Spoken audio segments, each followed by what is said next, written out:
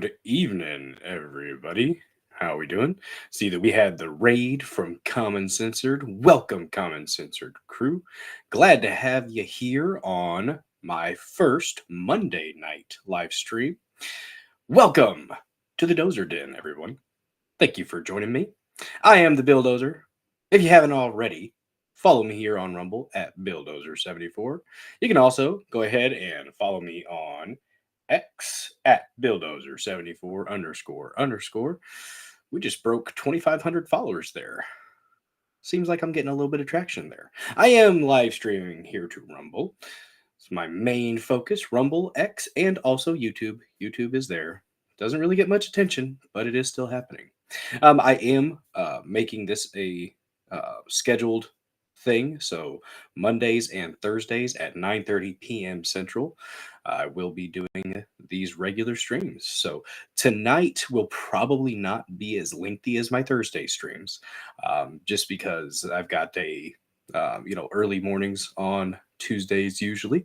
So, but thank you to everybody who is watching, and hopefully we can keep growing here, keep growing the Dozer Den, get some more killdozers and kamatsus underneath the warm and welcoming roof of the Dozer Den.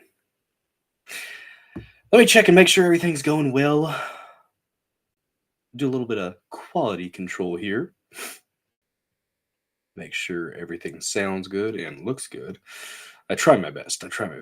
Sometimes I refer to this as the moneymaker, but sometimes it doesn't. And that's, we just try to forget about those times. That's the goal anyways.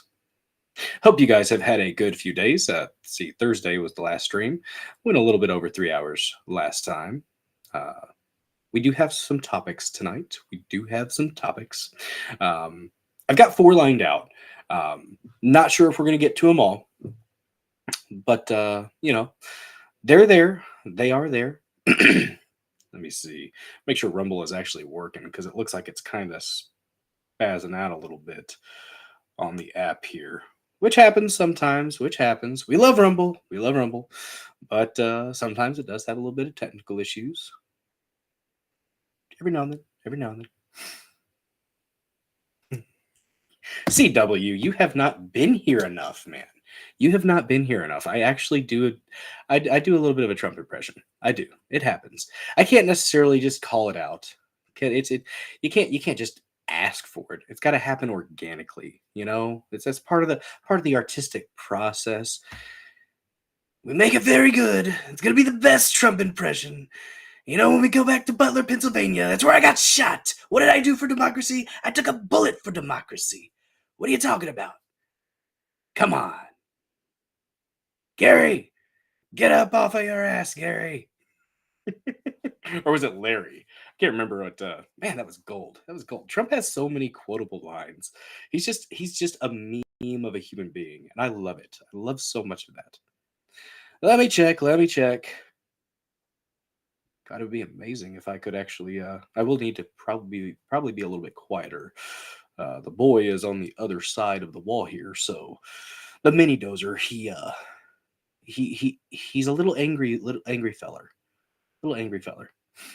It comes Kramer. I'm comes Kramer. Oh man. All right, looks like things are going well there. Good deal. In comes Kramer. Exactly. Oh man. But yeah. Seems like we're getting pretty good views here on Rumble and on X as well. Might as well check in on my peeps on X. Let's see. So I do like that platform as well. Like I said, we're up to over 2,500 on X, so that's pretty darn cool. Let me share this out. Got one person watching on X right now. About to fix that, though. We're going to share it out and then get some people watching, hopefully. Just a moment here. You guys are seeing behind the curtain right now. I wish it would start. I wish that using Rumble Studio is great, but I do wish that your YouTube and your X streams would pop up beforehand as well, so that you could share them out. Right now, as far as I know, you have to wait until your stream goes live on Rumble before it actually shows up on YouTube and on X. But it would be nice if that would change. It would also be really nice if you were able to subscribe to a channel from the app. As far as I know, I can't find the subscribe on the app. Now, if you go to your browser, so if you use your mobile or if you're on your computer, if you're in browser, when you open live chat, there should be a subscribe option. It's $5 a month to subscribe to the channel. So if you want to support, if you're so inclined to support the Dozer Den, $5 a month, you get some of the best emojis. I have like 18 or so subscriber only emojis. They're special emojis, or emotes rather. And one of the great things about being a subscriber to this channel, your chats will show up in the most beautiful MAGA red. It's like an infected thumb, but it's infected with patriotism and America first. It's a good thing. It's a good thing. You stick out, people get to see you. That beautiful shade of MAGA red if you subscribe to a channel. If you have the means, that is. I never want anybody to put themselves out to donate to a channel or to donate to Rumble. When you want to do premium for Rumble, that's great. I do premium right now. Might have to change that at some point because it's like there's some interesting things with when you subscribe to premium. It does some things automatically that I'm not sure why they have it set up like that. Maybe it'll change. I know they're talking about as far as like payment processing and stuff like that. I think they talked about integrating Stripe, but that's yet to be seen. So right now they're still using PayPal, which is fine. But hope you guys, if you got a chance, if you haven't looked at the thumbnail, the thumbnail is Christopher Columbus with a menorah. Because guys, guess what? The first topic, first of all, Happy Columbus Day. None of this Happy Indigenous Peoples Day. Away with you. No, Happy Columbus Day. And I usually get in a bit of a disagreement with one of my liberal buddies today, because I'll usually send out a text just to fuck with him. Be like, hey, Happy Columbus Day. And he's like, oh, screw that guy. He was horrible. He was awful. Okay. When we apply today's standards to people hundreds of years ago, it's going to look rough for them. We're going to think things were crazy. We're going to see things and be like, oh, how could this have happened? So it's important to remember that we can't hold them to the same standards we have now. A lot of stuff has changed in, 600 years. 1492, right? Not quite 600. Coming up on it. I'm pretty sure my math is right there. I'm pretty sure. See, we had some. Just a moment here. All right, shared out the links. Good deal. Hopefully we get some people watching on X. I see we have 2 people on X right now. 2 people on X. Sometimes, guys, we get a person watching on YouTube. And anytime I mention them, they disappear. But to you folks watching on YouTube, thank you so much for watching. To people who are not watching live, if you're watching after the broadcast, I appreciate the heck out of you watching after the stream. Because obviously we're getting some people watching, because I don't necessarily get 1,000 people watching concurrently. But everybody who's watching live, and to my lurkers as well. If you don't want to participate in chat, I completely understand. That is okay. I love my lurkers. You guys make this possible. I do this show for you, the people. And because I enjoy it. I enjoy this type of thing. So, see, we got some stuff here. There you go. Some good Rumble emotes. Nice. Nice. I think Hamas is horrible, but they love Hamas. Interesting. Very interesting. But if you guys haven't smashed that like button, smash that like button for me. Give it a good tap. Caress the like button. Lean in real close to the like button and take a big, deep inhale through your nose, right up by its neck, and whisper sweet nothings. That's Joe Biden. We're not going to do that to the like button, guys. It used to be. Here's some Rumble OG stuff for people just joining or who haven't heard this before. Before there was a like button, a thumbs up, that lovely thumbs up that they have there. It's nice. It's great. It's all right. But used to be, in the old days of Rumble, it was a plus sign. And we referred to it affectionately as the plussy. And you could pound the plussy or smash the plussy. And It was glorious. It was glorious. All right, good deal. Just making sure my audio was good. I figured since we have people in the chat actually interacting, I figured it was going all right. Again, thank you to Sterling for the raid earlier. Great show tonight over there. Follow Common Censored on Rumble and on X, and I think on YouTube as well. You know, I have to check. I don't think I followed on YouTube if he's got a YouTube. I'm lacking, Sterling. My bad. But thank you for the raid. Much appreciated. If you like the stuff that I talk about here, you're definitely going to like what Sterling is doing over there on Common Censored. A little bit better production value. Probably has a stream deck, which I will be. CW. Give Bill Dozer your money. Only if you can. Just if you have the means. Seriously, don't ever give if you don't have the means or if you can't at the time. I would never want anybody to put themselves out just to throw a couple dollars my way or whatever. So don't put yourself out. But anytime if you feel the inclination to do so, and here's the thing too. I have been made aware that some people are not comfortable or not able to do super chats or Rumble rants. So I have pinned in the pinned comment on Rumble, and I have a comment on the X post as well. I have my Venmo link. If you want to donate to the Dozer Den in that way, feel free to. If not, that's okay too. Just glad you're here with me tonight. Love the fact that there are people who would actually take time out of their evenings to hang out with a simple Midwestern man talking about stuff and things. Sometimes I say that kind of quick, stuff and things, and people can take that however they want. Gutter minds. But all right, guys. So like I said, the first thing that we're going to be talking about today, is Columbus Day. We're going to be talking a little bit about Columbus. And guys, he may have been Jewish, or at least of Jewish descent. Salty, what's up, bud? Simple Jack. Okay, I'm not gonna do an impression of Simple Jack. First of all, I haven't watched it in a while, so I wouldn't have a good. Movie is so great. Tropic Thunder is one of the best, like the last good, just inappropriate non-PC comedies I think we've had. Deadpool's close. It's right up there. Honestly, Deadpool and Wolverine was amazing. If you haven't seen Deadpool and Wolverine yet, my God, what are you doing with your life? Go watch Deadpool and Wolverine. It is an amazing movie. All the fan service. I nerdgasmed frequently while watching. It was glorious. It was glorious. Oh man. Okay. CW, you watching Adonis Paul after this? Nice. I was Adonis is getting a little risky with some of his videos he's playing. That Wednesday stream on Rumble, he goes hardcore. Good for him.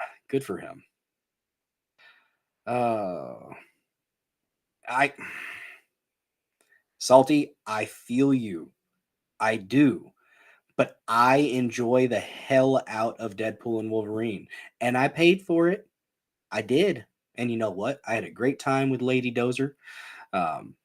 Speaking of, if you have not created a Rumble account yet, if you're just watching, that's great. I appreciate that. But if you haven't taken the time, just a brief couple moments of your time to make a Rumble account so that you can interact with the chat and show your support for a free speech platform like Rumble.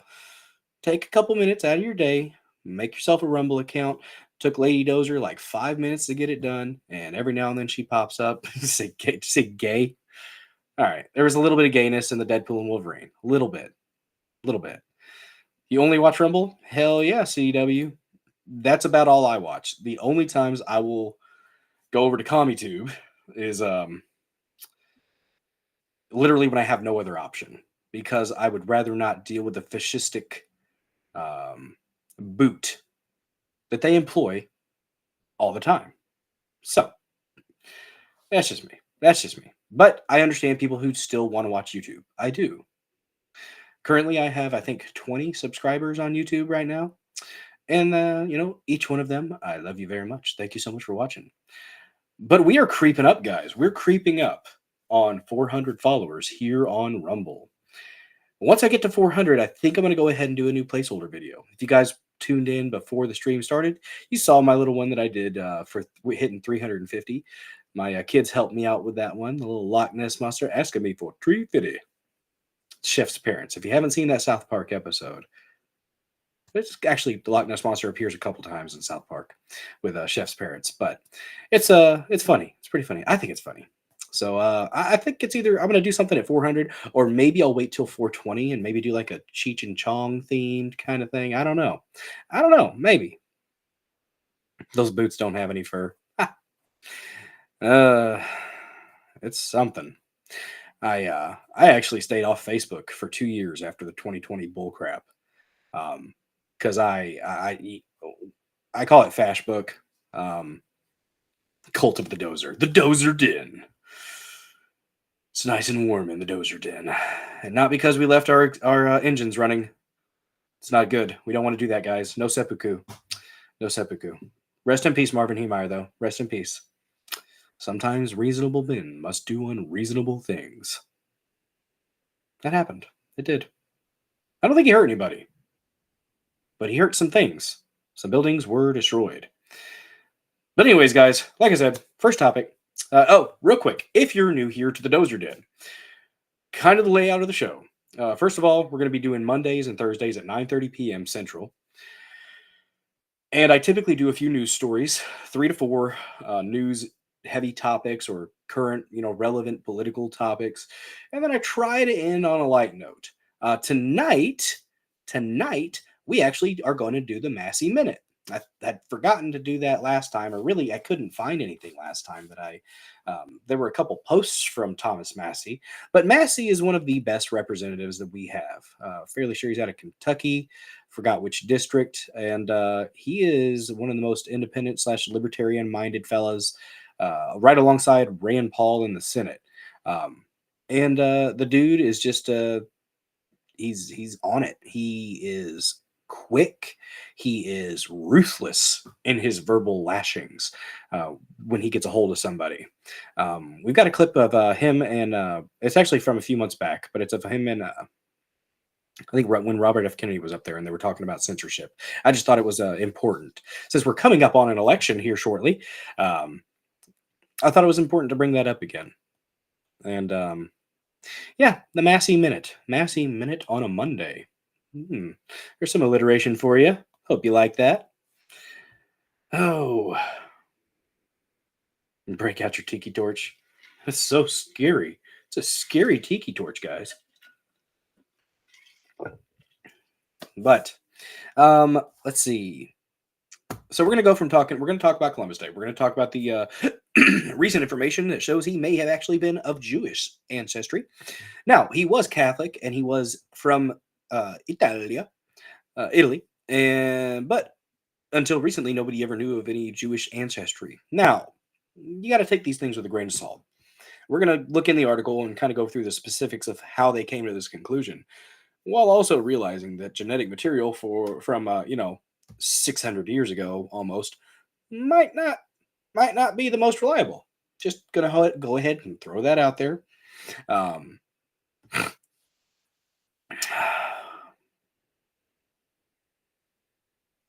What are we talking about there, Salty?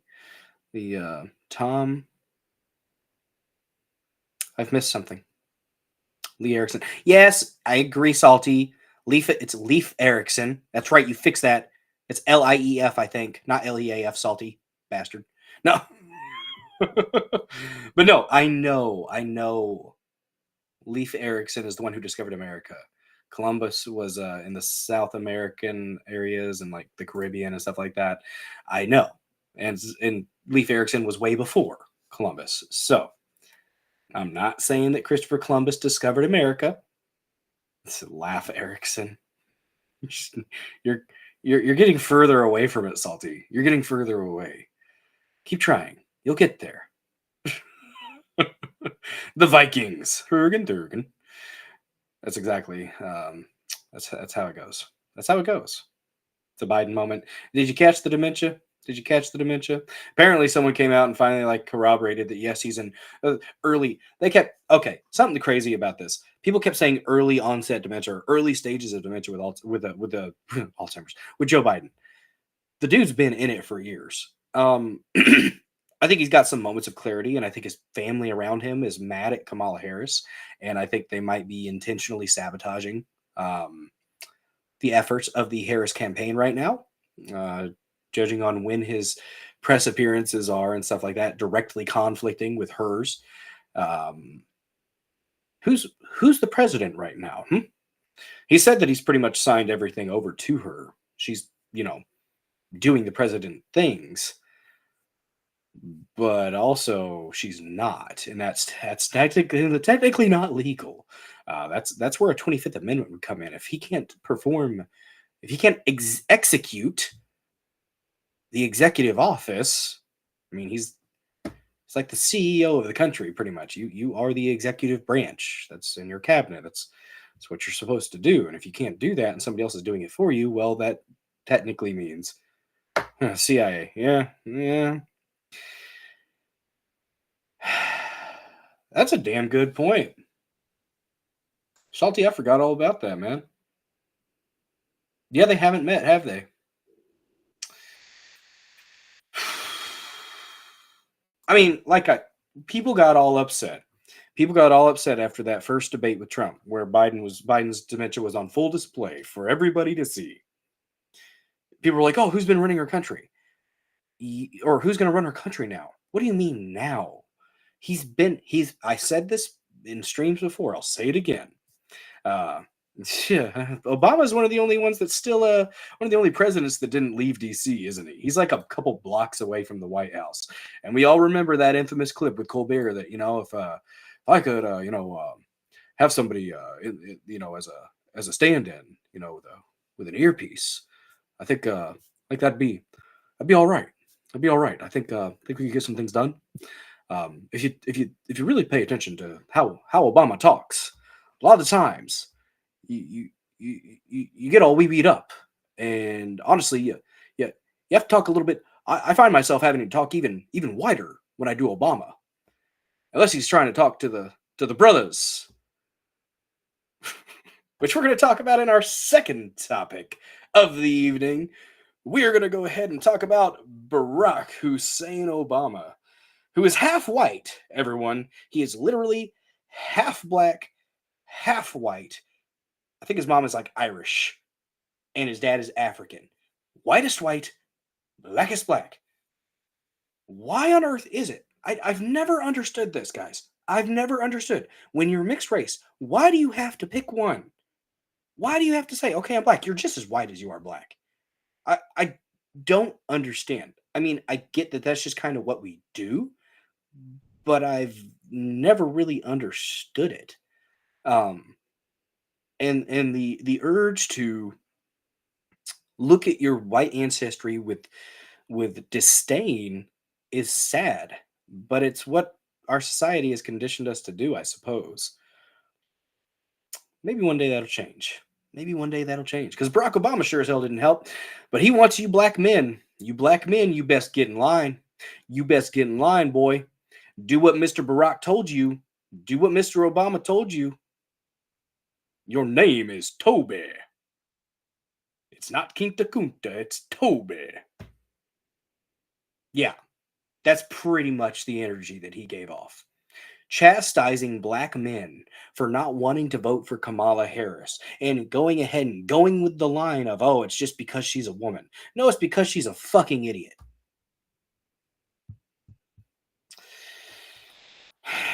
But no, it kind of backfired, and a lot of we've got a couple clips. We got a couple clips of black fellas responding to Barack Hussein Obama's.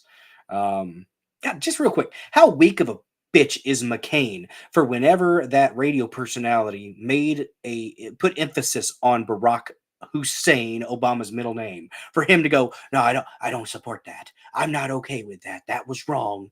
We don't need to do that. The fuck are you talking about, lumpy head? No, it's his fucking name. Get a that's that. I if I could go back and vote again, I voted for. I've said it before. Please don't crucify me for this.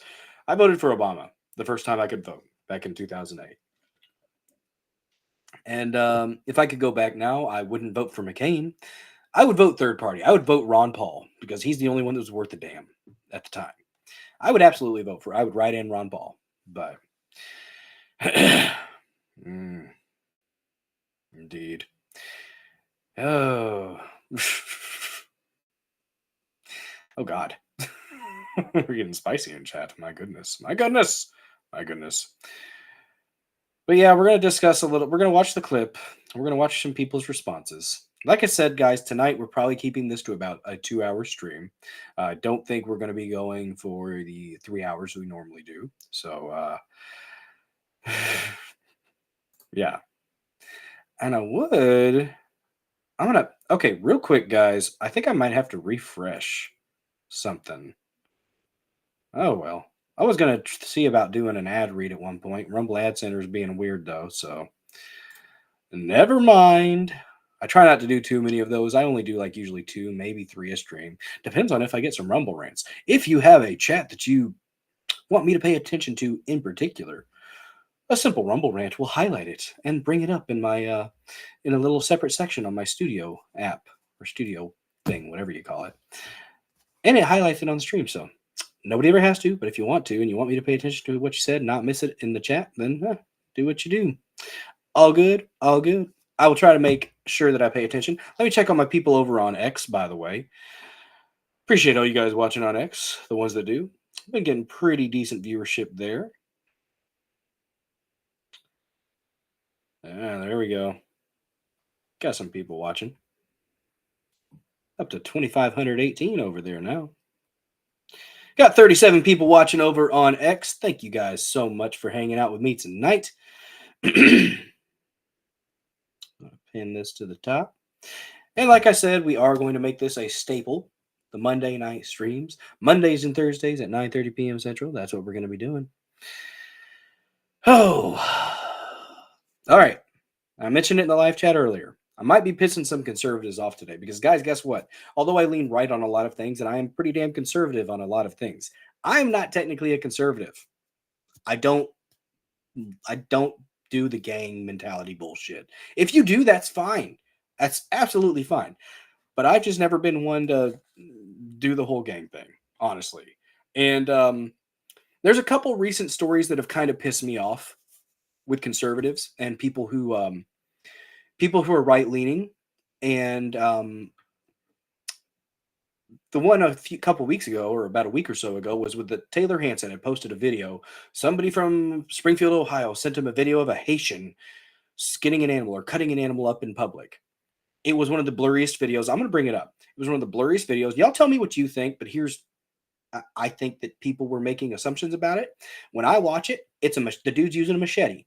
It looks like he's cutting slabs off a big ass fish. That's what it looks like to me. Everyone's like, oh, he's cutting up an animal right in public. You can't tell. It's blurry as hell. Somebody even pointed out to me that you look at the dude and he's got like one of those really low, like bare no sleeve shirts, and the dude's back looked white. This could be a very tan fellow or a very dirty fellow who was out fishing and then just not clean. Jumping to conclusions, latching onto something just because it supports your belief is fucking retarded. Don't do that. You only give the left bait when you do shit like that.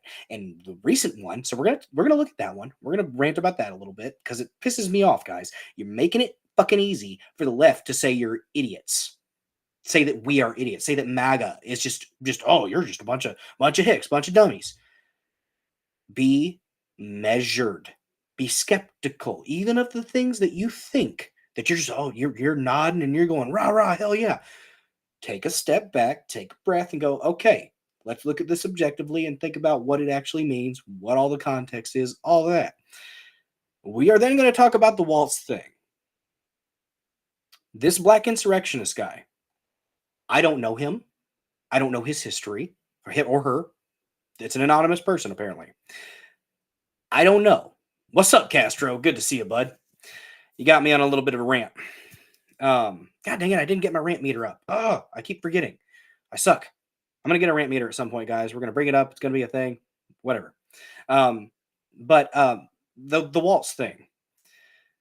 Apparently, there are reports from this black insurrectionist guy on X that he's in contact with somebody who was a victim of Tim Walz back when he was a teacher. Guy was 14 years old. All this stuff. We're going to talk specifically, we're going to go through some of the things on, because I'm just going to pull his Twitter up and we're going to look through it. And something that pisses me off is these official documents, guys, they look like he fucking made them on Word or Note on his phone. I'm sorry, but I got to call a spade a fucking spade. This looks like a goddamn follower clout grab. That's what this looks like from Black Insurrectionist over there on X. And I'm sorry, but if I the statement from the victim literally is just a white sheet. It's not written, but it's like a white Microsoft Word or from Note, and it's just could have typed it out in 5 minutes. There's nothing official, as far as I know. Maybe I'm wrong. Maybe something has popped up recently. Maybe something has popped up that has confirmed that Walz is absolutely a kitty diddler. I don't know.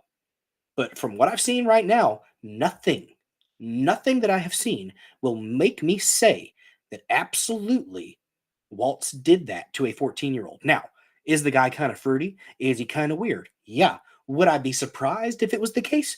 Probably not. But I'm not going to put that on somebody, even if I fucking hate them. I'm not going to put that on somebody without concrete evidence, because that is an accusation that has real-world consequences. And I know they said that the people respond, oh, well, all the stuff they lied about Trump. Okay, and people actually have gotten sued for defamation. So it does happen. What's up, Trish One? Glad to see you. Glad to see you. Looks like we got some people rolling in. We are 30 minutes in and haven't actually gotten into. It's going to be a 2-hour stream, guys. I said it at the start. It's going to be a 2-hour stream.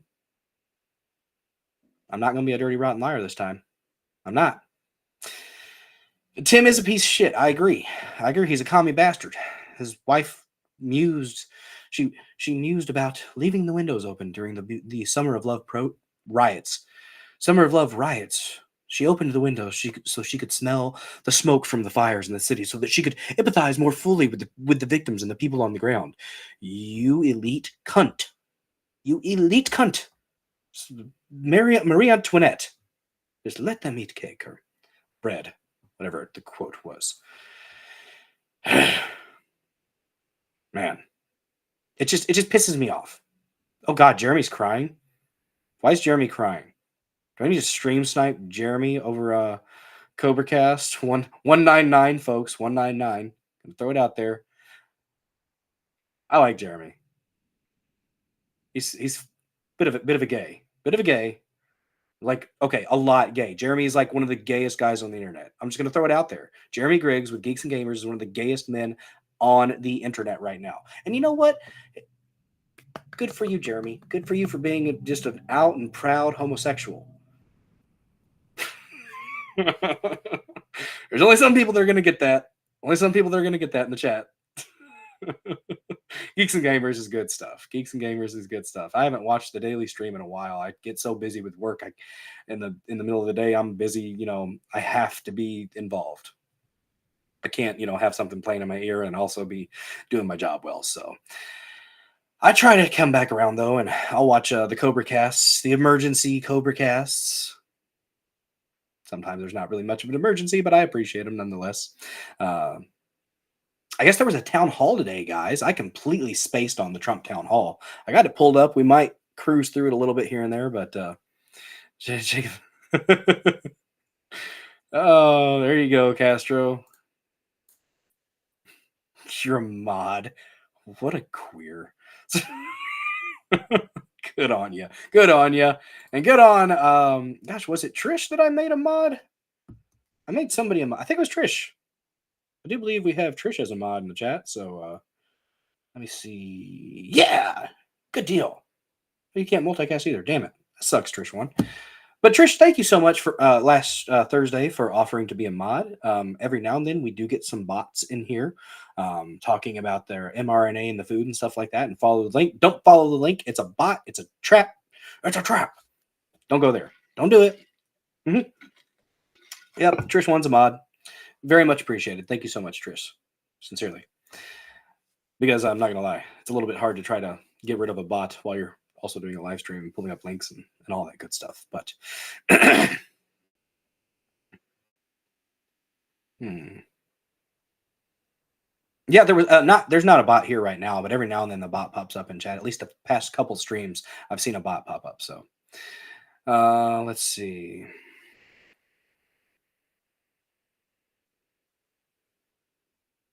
Yeah, Salty saying those people piss me off too. They'll comment on a video or something like that, and you're like, oh, the person actually commented, or they actually follow me, and it's not the person. Although Luke Rutkowski followed me on X recently, that was pretty cool. From We Are Change, and Serge, I got Serge from Timcast. He followed me because I was he said, tell me something. He said, real quick, tell me something I don't know, please. Tell me something that I don't know. And I'm like, all right, this is just being he was just being playful or whatever, and I'm just like, all right, well, when I was about 4 years old, I got my first forehead cut while throwing away a crayon because when I was 4 or 5 years old, each time I got done with a crayon, I was under the impression that that meant I threw it away, even if there was still 3/4 of a crayon left. I threw the crayons away, and the night before this gash ended up coming across my forehead, a large lime green ceramic plate had broken, and my father threw it in the trash can. And well, while I was going to throw away my perfectly good crayon, my father was taking the trash out and he was walking past me. And this thick ceramic lime green plate was sticking out of the bag because it was rather sharp. And it sliced my forehead. And yeah, that's the information that I chose to impart upon Serge from Timcast because there's no godly way he could have known that. And his response was pretty much that is malicious compliance, and I appreciate it. And, and then he followed me. So I'm a smart aleck at times. I am a smart aleck. It happens. Oh, CW used to put gravel in your mouth as a kid. That's called pica. No, no. As long as you weren't actually eating it, it's not pica. It's just a thing. Some kids do that. Let's see. Yeah, the Fed NPCs, they do that. Glad everybody is joining. We're up over 20 something on Rumble. If you have not liked this stream, smash that like button. We're about to get into the topics, guys. We've got our intro out of the way. Well, actually, I ranted. I got a little bit distracted. I squirreled. Guys, every now and then, here in the Dozer Den, we do a little bit of squirreling. We do a little squirreling. It's okay, though. We're going to find a nut. When a squirrel finds a nut, he's able to eat in the winter. And it's pretty good. It's pretty good. But anyways, we're going to go from talking about conservatives being retarded about bait news, because that's what I think the Tim Walz thing is. I think it's probably bait. I think that people, if they latch onto it, they're going to attack, guys. They're going to attack viciously if someone like Trump goes ahead and talks about it like it's actually something that happened and that they can confirm. Unless you can confirm it, you gotta watch that shit. I'm just saying. We are speaking of Trump. We are going to go ahead and talk about a little bit about the appeal case. There was a hearing in the appellate structure. I don't think it was the actual appeals court or the Supreme Court. It was like the appellate venue, whatever you want to call it. Viva and Barnes did a great legal breakdown of it. He might be salty. He might be, but we don't know that shit. And if you're going ahead and just saying it because you don't like him, well, that's not the wisest thing to do. Just saying.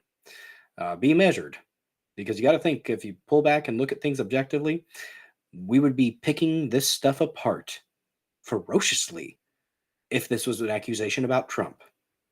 Right? I don't like Tim Walz. I think he's garbage. Wouldn't be surprised if it was true. But until we get more concrete evidence, I can't in good conscience say that. I really can't. But if you want to, that's fine. I just think it's silly. So yeah, we're going to go ahead and talk about the appeal case a little bit. Play a couple clips from the judges. It was a 5-panel event, five judge panel. Good God, if I could speak tonight, guys. Tampon. All right, Salty. Yeah. But it's a 5-judge panel, and from the clips that I've heard and from the legal analysis that I've heard from people like, Robert Gouveia and Neerman, Good Logic. Shout out to Joe, one of my favorite Jews on the internet.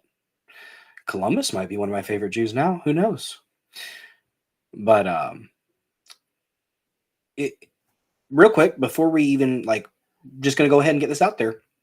TikTok lied to you. If you were watching the guys putting their little videos out there on TikTok, the dude with the beard and the one guy with the sunglasses, saying that the fraud case has been overturned.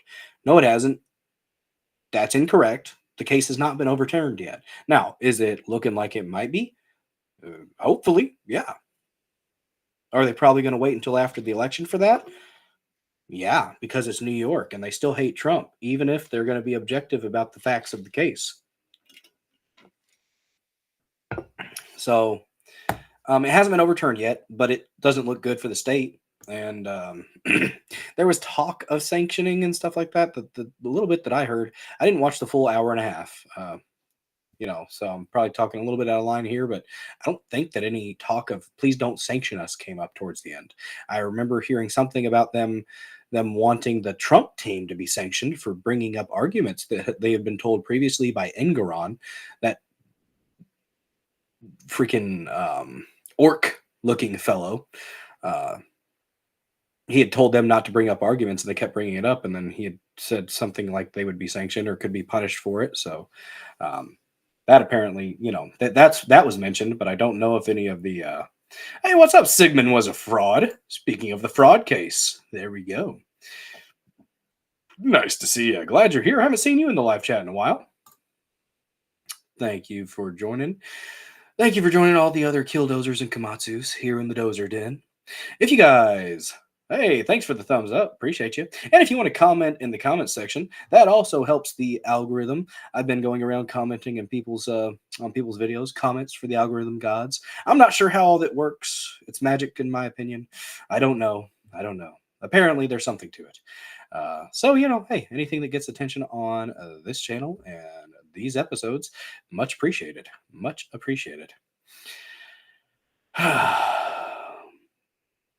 So, I think we might talk a little bit about, after the appeals case discussion, we might talk a little bit about, shoot, you know what, let's go ahead and do it now.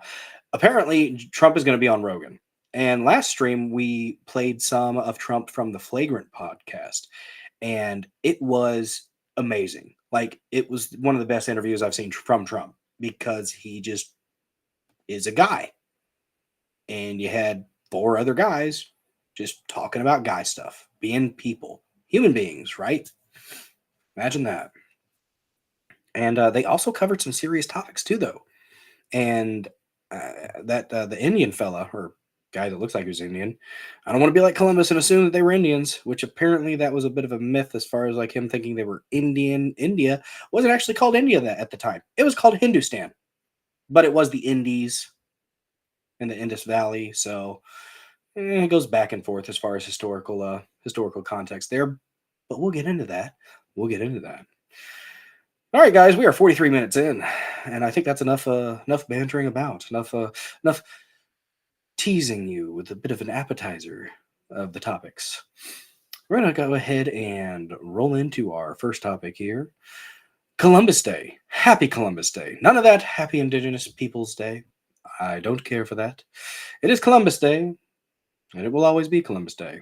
Even if the public schools don't want to teach your kids about it. We got the Nina, or Nina, the Pinta, the Santa Maria. All right? What did he do in, 1492? He sailed the ocean blue, guys. Come on now. Come on. You would think that maybe on Columbus Day they would have some, education about Christopher Columbus with the kids there. Past couple Columbus Days, I asked my daughter about it. Hey, did you guys talk about Columbus at all? Nope. Really? Yep. Because public schools are full of liberal white women. Or just liberal women in general. Or pathetic liberal men. Even at your small country schools, guys. Even at your small country schools, you're going to be seeing some blue hairs, guys. You're going to see some weirdos in there with your kids because, well, that's what they do. They find the innocent and they gravitate towards them. Not all teachers. There's some damn good ones. I can think of 2 or 3 that I had. as I went up through high school. Elementary, maybe one really good teacher, two, maybe two really good teachers in elementary school. Uh, Coaches and stuff in high school. A couple males. There were a couple. High school, I saw better results, but um, you got to be guarded. Can't just assume because you're in a country area or in a smaller town that your public schools are going to be solid because they probably aren't 100% solid. So, but anyways, it is Columbus Day, guys. It is Columbus Day, and we are going to honor Columbus. Now, was he perfect? Was he perfect? No. Did he send slaves back to Spain? Yes, he did. That was kind of part of the deal. It was part of how business worked back then. And while he may have done some shitty things, I actually had a chance to read through some of his journal last year. It's been a while. I didn't brush off on it today. Um, he was brought back in shackles, apparently, but there's mixed reports on exactly why that was. And he might have been taking a little bit more of the blame for some stuff that really he didn't have control over. But let's not kid ourselves and act like some of those tribes were completely peaceful, just you know woodland critters flittering about, and no warfare or no human sacrifice or anything like that. Let's not pretend that it was perfect. It wasn't all sunshine and rainbows there before Christopher Columbus. Did he do some messed up stuff? Probably. Was it stuff that if we were in that time, we would just accept as normal? Probably. Can't apply today's standards to what they did back, 600 years ago. We can't do that. They had societal norms that we would, balk at. And that's okay. That's okay. Um, but that doesn't mean you take away all the good that came from it. And there was a lot of good that came from Columbus sailing the ocean blue in 1492, guys. He did a lot of good things. We ended up, expanding our trade routes, colonizing, which guess what? I'm okay with colonizing. That's what we do as human beings. We branch out. We spread. Civilizations tend to do that. We don't like to stay in one place. We like to increase our sphere of influence. That is how human beings work. It is a force of nature. And you know what? If you end up on the wrong end of that, sucks to suck. Sorry, not sorry. Hmm.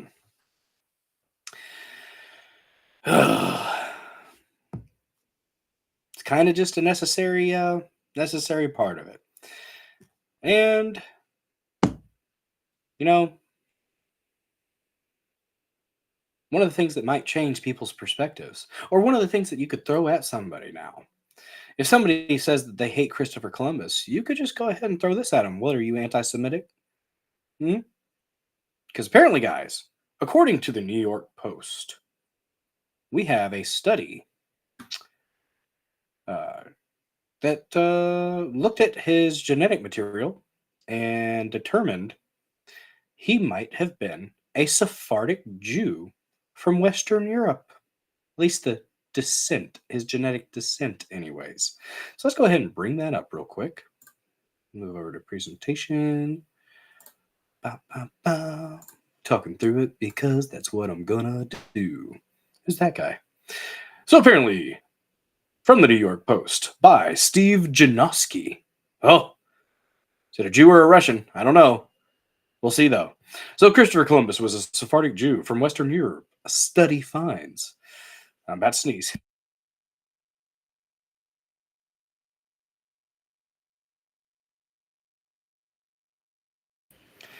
I hope I got the mic muted before that.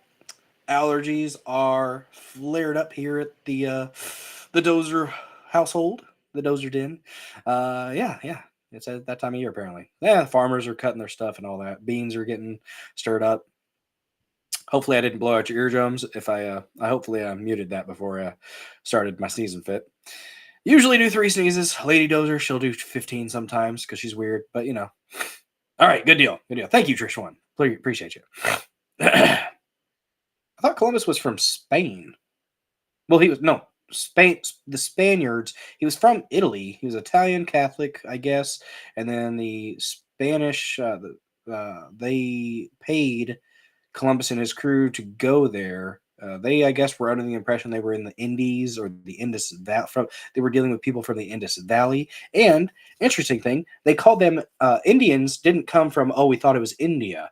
Indians comes from Indios, which is, I guess, I think it translates to person from the Indus Valley. So not directly, they thought it was India and he was calling them Indians. No, it's not directly that, but it's pretty much that. Oh, yeah. Blow your nose now. I would, but it's pretty stopped up. So, thank you for noticing, CW.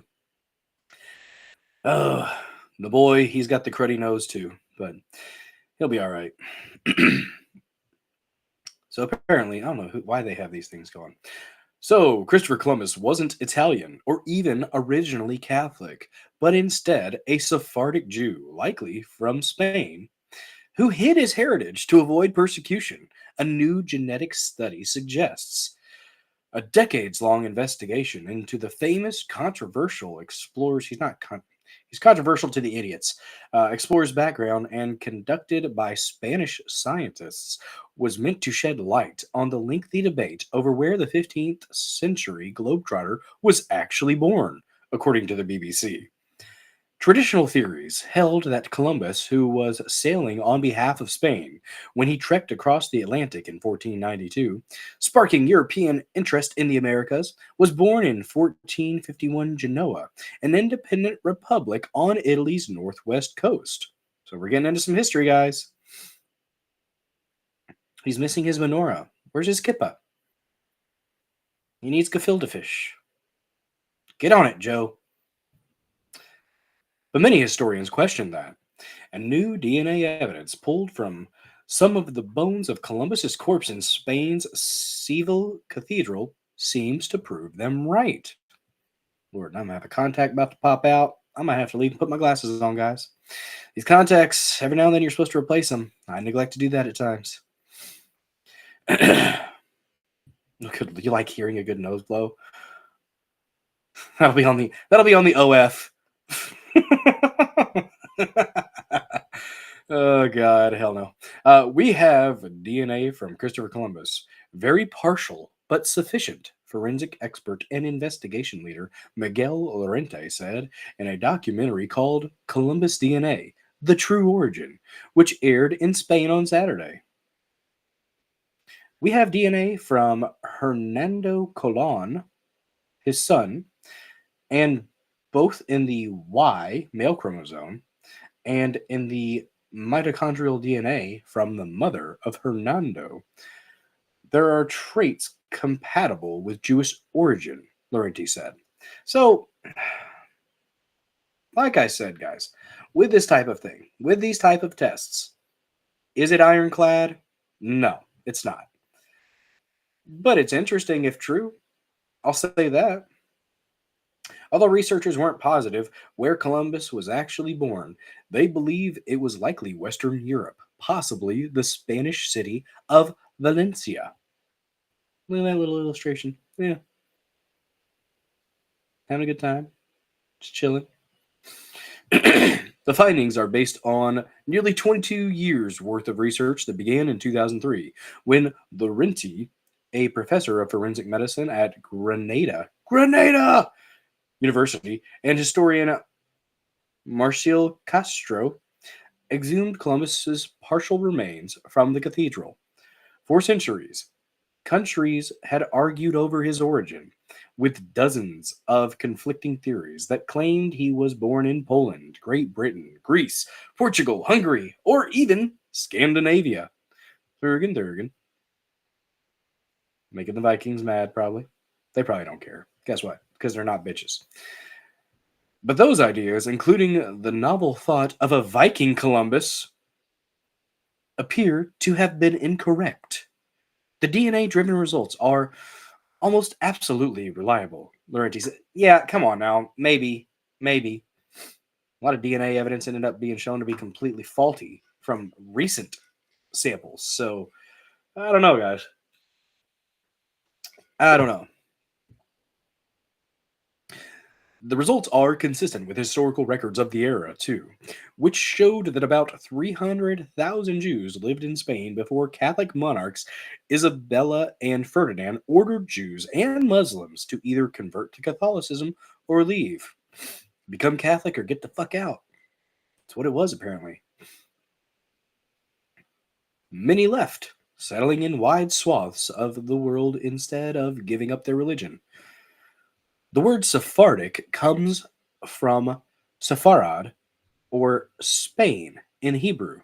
Oh, so just a Jew from Spain. Well, that's good to know.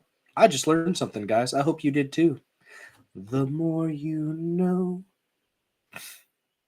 Columbus's fame stems from his fame. Good lord, stems from his 4 expeditions to the Americas, trips that were backed by Spanish monarchs looking for a new route to Asia. But he slammed into the Caribbean islands instead, sparking a new era of exploration that led to the settlement and conquest of the New World, as well as the deaths of millions of native peoples who perished because of European diseases and wars with European invaders. Well, you lose, you lose. Columbus died in Valladolid, Spain, in 1506, but had wished to be buried on the island of Hispaniola, which is shared today by the Dominican Republic and Haiti. Oh, we talked about the Haitians a while back, guys.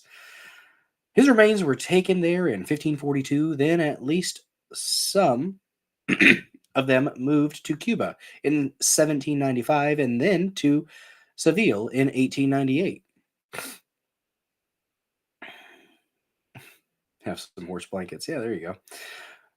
Aside from questions about his origin, Columbus's legacy has been swamped with controversy, mostly stemming from his barbaric treatment of the indigenous peoples who lived in the Americas before he arrived. His men, okay, see, that's the thing though, his barbaric treatment. And then it goes on to say his men cut the hands off natives in Hispaniola, if they failed to provide gold every 3 months, the Washington Post has said. His crews also chopped off the legs of native kids who tried to run away. Oh, and aided in the sex trafficking of 9 and 10-year-old girls. Oh. Now, was he present for this? If you look into it, it's actually not clear if he was actually president or advocated for the things that the people that he left in charge were doing, or that he left there. In charge, maybe a little bit excessive there. These new perspectives have changed the way people view the explorer and left many calling for his holiday, celebrated on the second Monday of October, to instead be named Indigenous Peoples Day. Screw that. Again, guys, we can acknowledge that sometimes in history, our heroes, our historical figures, have done horrible things. We can acknowledge that these things were horrible. But also, we have to understand there's context we might not understand. Salty, I'm saying, was he there? It said his men did that. Now, should he have left better people in charge that weren't going to do monstrous things? Yeah. But again, you can't always know what people are going to do in every circumstance, and you gotta take what you can get when you're doing an expedition like that. And sounds like he had some pirates. That's what it sounds like. And you got to think, okay, did they bring that 9 and 10-year-old stuff? Did they bring that? Or was that stuff going on anyways? I'm not saying it was good, but it's not like I said, you can't just assume that the natives were just this peaceful, la-di-da civilization. I'm not saying that what Europeans were doing was right. Those things. As far as the conquering is concerned, don't give a shit. That's part of it. People get conquered. It happens. And,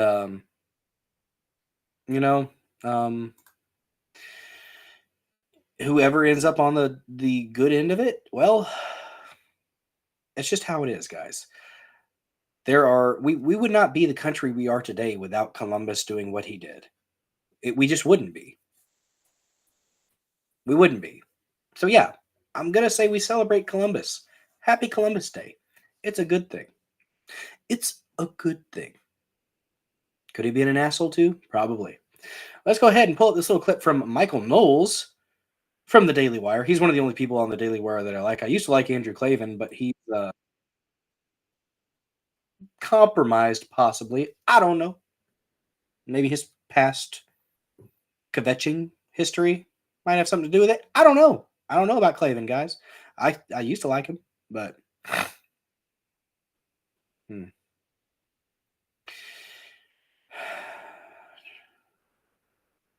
a good point. All right, so let's go ahead and pull this up here. We've got a clip from Michael Knowles, a little bit. Actually, it's 3 minutes and 14 seconds. Pi, guys, it's 3.14. Nerd puns, yes. So here's some pi from Michael Knowles. Pi time, anyways. Knowles on Columbus. Let's bring him up. Really good news, especially coming after Columbus Day. You know, Columbus Day is one of my favorite holidays. Christopher Columbus, much maligned. The American left was too busy simping for Hamas this year to engage in their usual attacks on Christopher Columbus, one of the great men of history who helped to found. This is from like a couple of years ago, by the way, but I think it's relevant. Our entire civilization in the New World, but a wonderful product of the Old World too, and a great devout Catholic and just a very impressive man who made it across the ocean blue with dead reckoning in his own grit and prayers and faith. But I was off on Columbus Day. I like the idea of taking Columbus Day off. Okay, I like the idea of acknowledging this good man and this good holiday. There's some good news. As the statues have been falling for years and years, and they malign Columbus with the same arguments that you hear from the pro-Hamas side and the BLM side and Antifa and the left. They say he was a colonizer, he was an imperialist, he was a white man, he was bad, he was Catholic, oh, is the worst thing, he's Catholic, oh no. Well, we hear all of that in recent years. One little town in Providence decided to put a statue back up. Or one little town in Rhode Island, not Providence, put a statue back up. That would be Johnston Memorial Park. In Johnston Memorial Park, in Johnston, Rhode Island, they took a statue that had been taken down in Providence, and they moved it over to this town, and they put it back up. This was thanks to former Providence Mayor Joe Paolino, good son of Italy, who purchased the old statue and brought it over to this nice town. Why is this such a great story?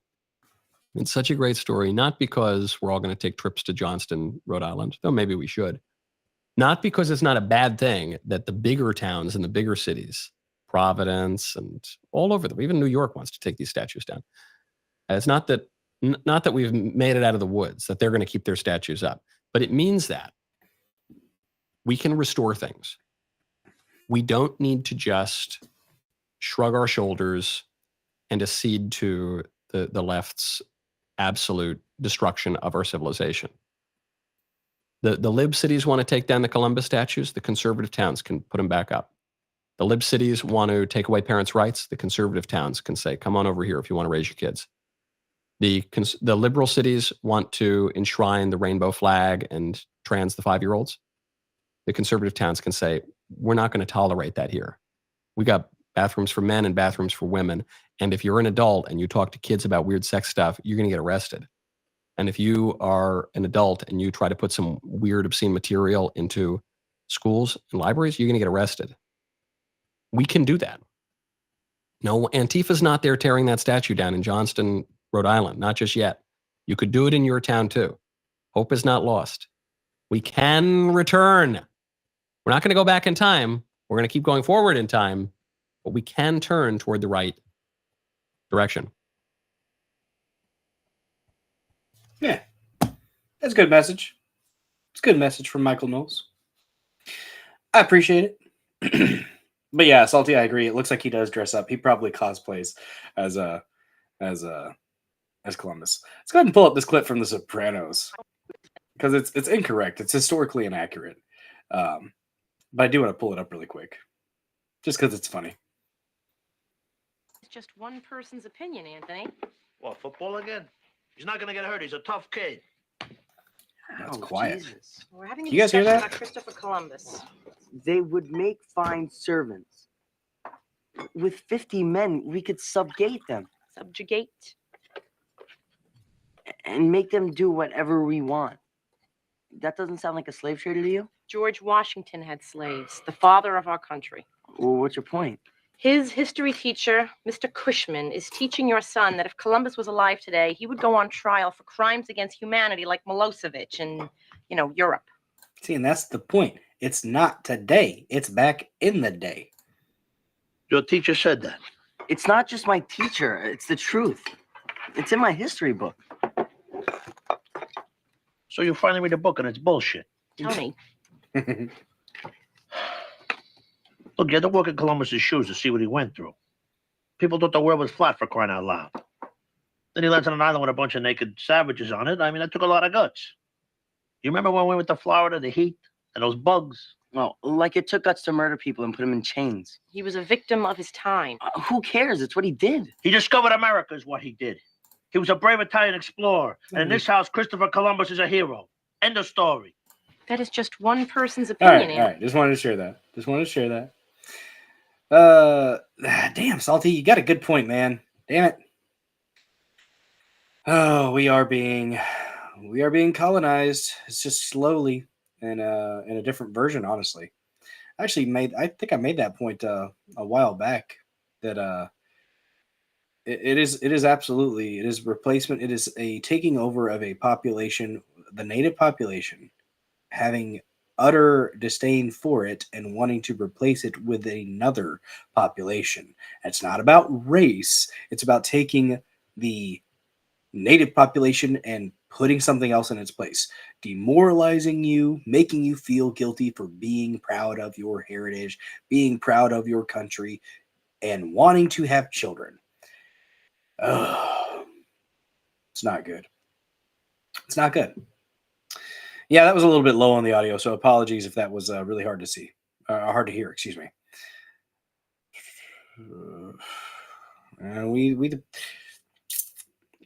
They want us to be slaves in a lot of ways. I guess we kind of, when the threat of violence is what the state has, that's pretty much, we're almost at what one could call anarcho-tyranny. I would say Canada is probably there. You have an incident where somebody who was protesting government during, I think, the trucker protest, a couple guys got 6 years in prison, while a migrant fellow who was high on drugs stabbed a 70-something-year-old man to death, and he got 2 years in like rehabilitation. That is an example of anarcho-tyranny, where the criminals are not dealt with, but the law-abiding citizens are the ones who are persecuted. And it becomes a point. It becomes the point when stuff like that continues to happen. We have a lot of it going on here. When you look at how people were treated and the disparity that was applied for those participants in the Summer of Love compared to those who dared step out of line for just a fucking minute on the 6th, Certification Day 2021. Excuse me, because I'm not doing their mind control bullshit. When they say J6, when they say Jan 6, when they do that, that is to elicit an emotional response, just like 9/11. So I try not to do that. But yeah, I think Columbus was probably a piece of shit in some ways. I'm not going to say I'm not going to deify the guy, but I am going to say that we should absolutely celebrate the things, the good that came from him. And we actually do have some good stuff. We do have some good stuff. There were the Columbian trade routes came about, colonizing the Americas. That came about, which, say what you want about it. Some people hate it, some people don't. I think, it's kind of the reason that we're here. Without Columbus doing the voyage, opening up the routes, opening up that trade, getting the spices and stuff like that, without that, this country wouldn't be what it is. So you got to give them props at least for that. Even if there might have been some shit on the side that you don't want, that you would never want. And like I said, how much of that was he directly responsible for? It's kind of murky. And that's the thing. 600 years ago, guys, are we going to have absolute clarity of the situation and absolute context? No, we're not. So it's one of those things where you kind of just acknowledge that, well, some things are great, some things aren't. I had another little article here, but let me see if there's really any point in talking about it. I think we pretty much covered most of what was in this little article. So apparently Frank FDR proclaimed it a national holiday in 1937. Well, now I don't like it because FDR did it. No, I'm not going to be that way. FDR was a fucking dictator, though. Sometimes people end up with physical issues for a reason. I'll just say that. Oh, let's see. Talking about Indigenous Peoples Day. Oh, that wasn't. Yeah, that article was crap. We covered most of that. And well, some of it just wasn't worth talking about, to be honest. So let's see here. I don't think I had anything else pulled up for Columbus. I pretty much said my piece on that one.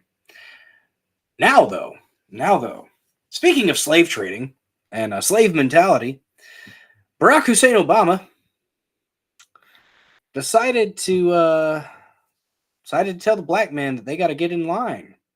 They got to get in line, boy. Do what Mr. Barack told you. Do what your master Barack. Do what he told you to do. Vote for Kamala. She understands your struggle. She does. She absolutely understands your struggle as a black person. No, she really doesn't. No, she really doesn't. I came from a middle-class family where we had yards and people really liked their yards. No, you weren't middle class. Your parents both made over $100,000 a year back in, 40 years ago. That's not middle class. You were very wealthy. Your family was doing well. I don't, begrudge you for that, but I don't appreciate you calling yourself middle class when, there's a lot of people that don't even make close to that are considered middle class. And you know what? I'm going to go ahead and say she ain't black. Candace Owens has done some deep dives on this woman. She had Irish slave trading ancestors, and her, I think, great or great-great-grandfather literally was the owner and facilitator of a slave plantation. And oh man, she went on to continue it when she was the Attorney General of California. I believe that was her position. I know she was a district attorney at one point, by keeping people in prison longer than they needed to for slave labor. All right. She did that. That's my biggest beef with her. And the fact that she's literally using Marxist terminology with the whole, look to what can be, unburdened by what has been. That's literally from Marx. The unburdened by the past. Looking to the future, unburdened by the past. That's a Marx quote. But no, she's not Marxist. No, she grew up. Salty, she grew up in Canada actually for a good portion of the time. California is where she was born, I'm pretty sure, and she grew up in Canada for a good portion. But yeah, that Salty, you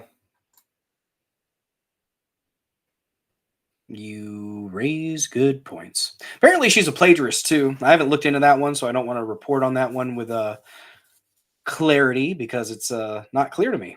But apparently she plagiarized some stuff in one of her criminal justice books that she wrote, like 8 or 9 lines directly lifted from previous literature. Not a good look. Not a good look. Running out of beer and cigarettes. Damn it, CW. You should have done a beer run. Get on the mobile, put your earbuds in, listen to the show, listen to the Dozer Den, go get you some more beer, bud. Oh, just want to go ahead and say thank you to everybody who's been watching so far. We are an hour and 14 minutes in. We are probably going to only go about 2 hours tonight.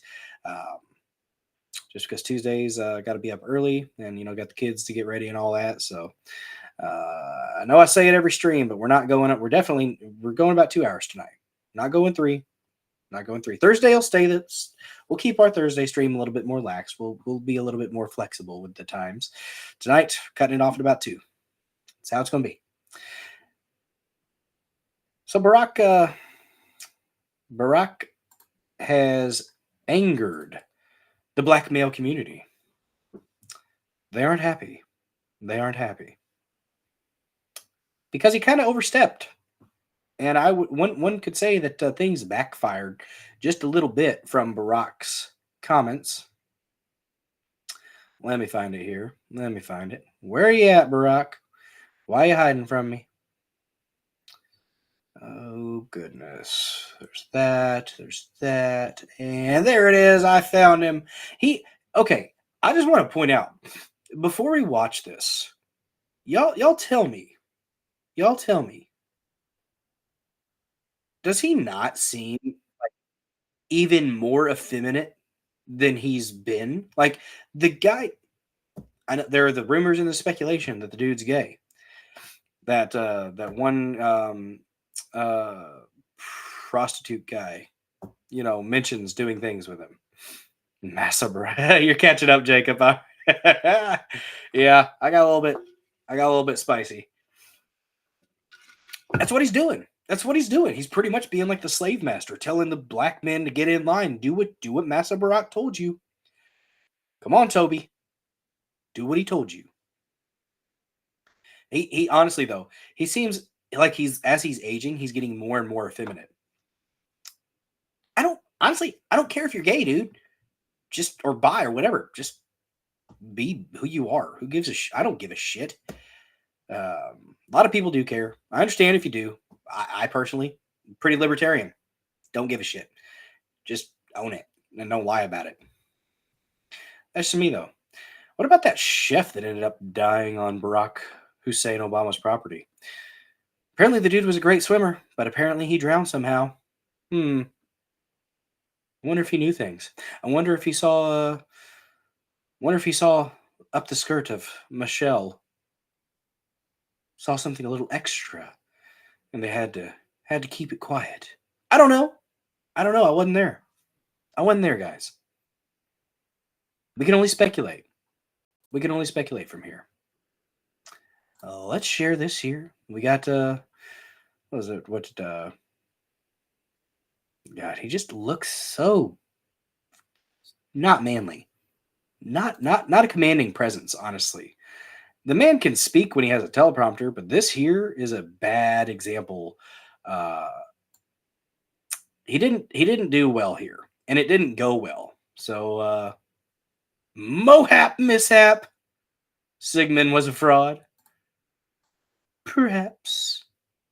God, if I could get the dang thing. There it is. I pulled it up. Took me long enough, but I got it. All right, let's go ahead and play this clip here from Barrack telling these black men that they didn't come out in full force for Kamala like they did for him. They got to get after it. Be good black men. You could be good black boys and do what I told you to do. Come on now. Don't get all we beat up. Communities is that we have not yet seen the same kinds of energy and turnout in all quarters of our neighborhoods and communities as we saw when I was running. Now, I also want to say that seems to be more pronounced with the brothers. Do you hear that? Do you hear that with the brothers? It's more pronounced with the brothers. See, he sounds white as hell. Except for when he wants to turn it on. Just for a second, I'm going to speak to y'all directly. Y'all. And say that when you have a choice that is this clear, when on the one hand you have somebody who Somebody. Grew up like you, knows you, went to college with you.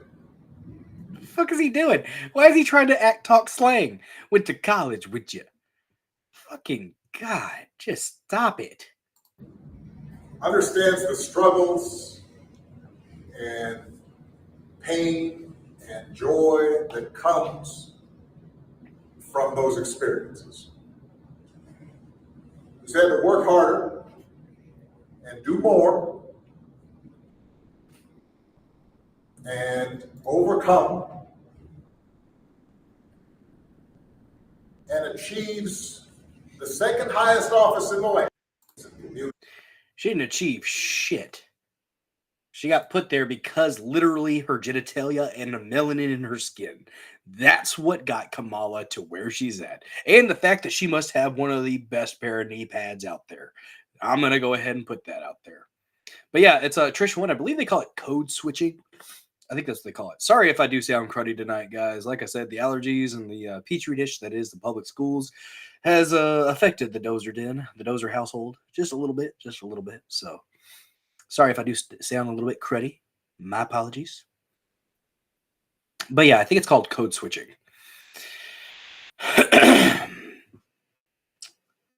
So this didn't go over well. Ooh, real quick, let's go ahead and play this clip. This is on CNN. And they're talking about how this has not, and they reference this thing here that Obama just did. And CNN is trying to be news again, guys. CNN is trying to be news. Well, what was that? Did you guys just hear a chime? Was it on my end? They're watching. They're listening to us, guys. Be aware. All right, let's play this really quick. CNN actually has some sense every now and then. Dana Bash, of course, doesn't look happy to hear it, but this guy is not giving a fuck and just saying what he wants. So, a terrible week. It was a terrible week for the Harris this campaign.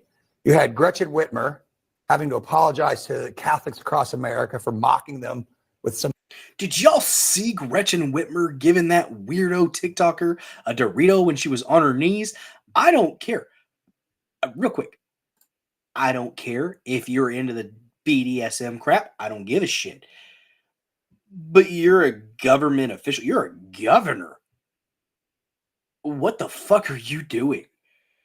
Keep that shit at home. Ugh.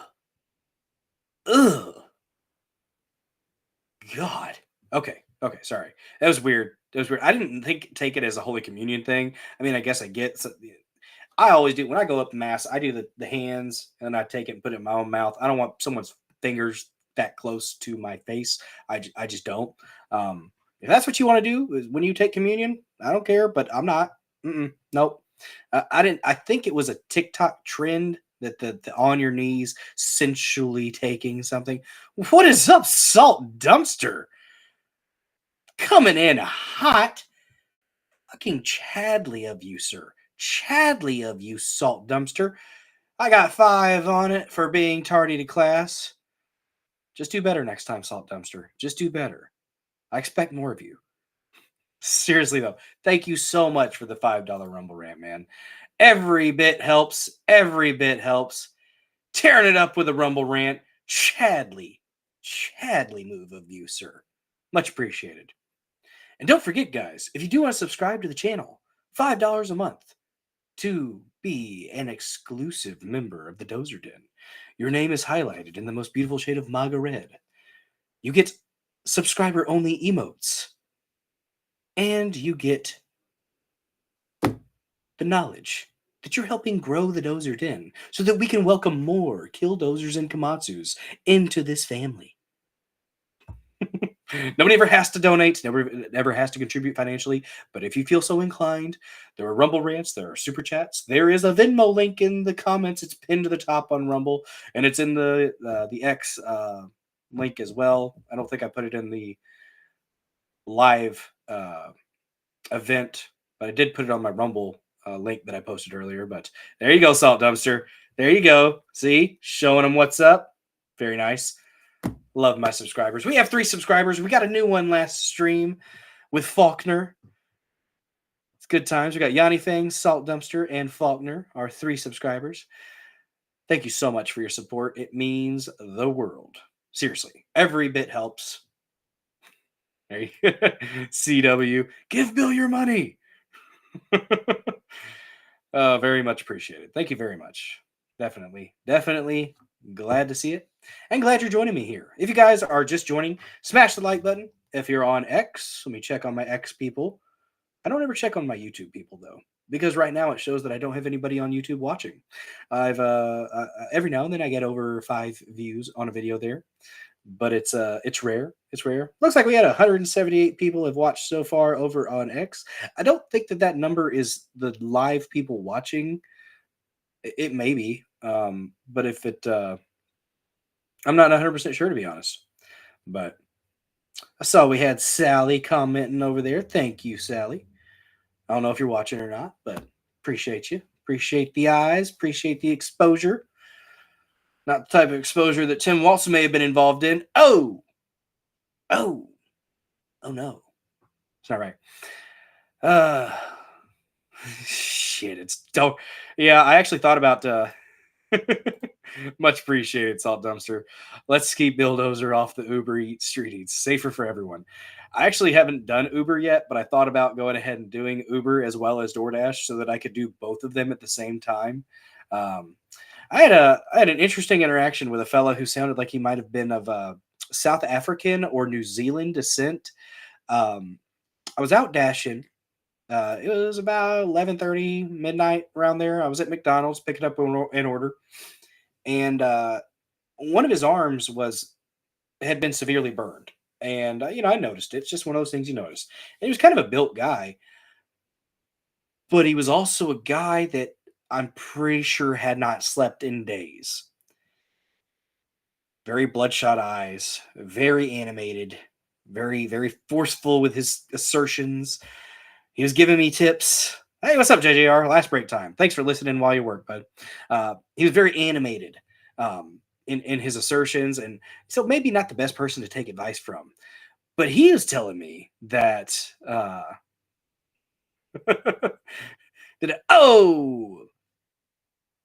watched some Andrew Dice Clay the other day. It was good stuff. But forget about it. But this guy was clearly under the influence of a stimulant, some type of stimulant. I'm assuming meth. It's Missouri, guys. There's meth in these hills. And he was telling me that he does Uber Eats as well as DoorDash at the same time, and then also does one of the he drives Lyft. He picks people up and does the taxi service. So, but he didn't seem well. So maybe not the best guy to take advice from. He told me though, dude was saying that when he does Uber Eats, he doesn't have a night where he. I do DoorDash on the side. That's not my main hustle. I've got a 9 to 5. It's just damn economy, all that good stuff, right? Things cost a lot of money nowadays, guys. Gas is expensive, which makes everything else expensive. It's one of the things Trump says. He's going to lower the price of gas, and it'll domino effect. It'll domino effect. No, it don't work. But JJ. Okay. All right, let's get back to this little clip here of the guy roasting the Harris campaign over the last week. He does bring up the Barrack thing, so I figured it was relevant. Let's go ahead and bring this back up. Some bizarro Dorito thing on there. You had Governor Elmer Fudd out hunting and not knowing how to load his shotgun, using the wrong gun. At the same time, Who's Governor Elmer Fudd? Governor Walz was out there. Looked like Elmer Fudd. Like she doesn't know. He's very, very quiet while hunting for rabbits, right? So he can't load his shotgun. He's trying to appeal to hunters. He can't load the gun. He's using the wrong gun. Dude had the butt of his shotgun on his crotch, trying to load his shotgun on his crotch. Dummy. At the same time, you have Barack Obama in Pennsylvania where he derided. And Walz may have been violating federal law if he had it fully loaded, because I think you're only supposed to have 2 when you're hunting pheasants or fowl. I don't know the specifics, but from what I was reading, it sounds like he might have been violating the law. Just saying. Now, is anyone going to do anything about it? And should they? Probably not. But here's the thing: if a game warden was to come up and find a random dude out there hunting and saw that, you'd probably be screwed. People who own guns, remember? People in Pennsylvania were bitter and they clinged to guns and religion. Remember that in 2008? So they're trying to appeal to those folks at the same time while he alienates black male voters by chastising them. So they had a really tough week this week. She had a terrible week. At least this one had good audio. My gosh. I had 2 stinkers for audio there at the beginning, didn't I? Oh, 3 total in 2? Nice. Well, to the people watching on YouTube, thank you so much. Much appreciated. So yeah, what else? Okay, so we're gonna have some response. I like this guy. That's good. Kamala chose a white husband. Why can't black men choose a white president? Kamala. Yeah, he's got a good point. This guy doesn't give a shit. Hey, Barack Obama, as a black man, this must be sad, man. Fuck you. Fuck Kamala Harris and fuck the Democratic Party. We vote for Trump, bruh. Trump, bruh. Amen. Amen. This guy, I don't trust this guy at all. He was the one that said there were a bunch of groypers were apparently hurling racial insults at the guy. Very, very, very low evidence that was actually occurring. Now, were they probably being jerks to him? Yeah. Who is honking a horn? All right. It is middle of nowhere here, and there is somebody honking their horn. I'm gonna go check on that, guys. I'll be right back. I gotta check on this. Bear with me. I'll be back. I promise.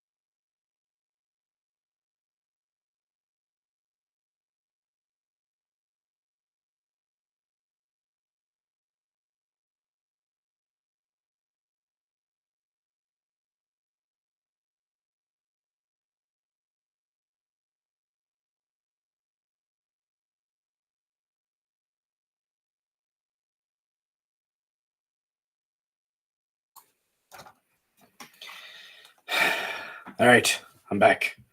I'm back, guys. I'm back. Now there was I'm just kind of out in the country, and if I hear somebody outside my front door honking, I'm gonna go check on that and figure out what the hell's going on. I think it was just a dog, something like that. No, the zombies did not eat me yet.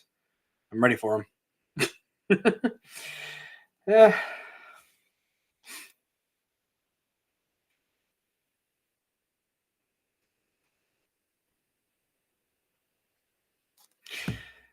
But no, nothing crazy going on. No FBI, no Fed boys were at the door.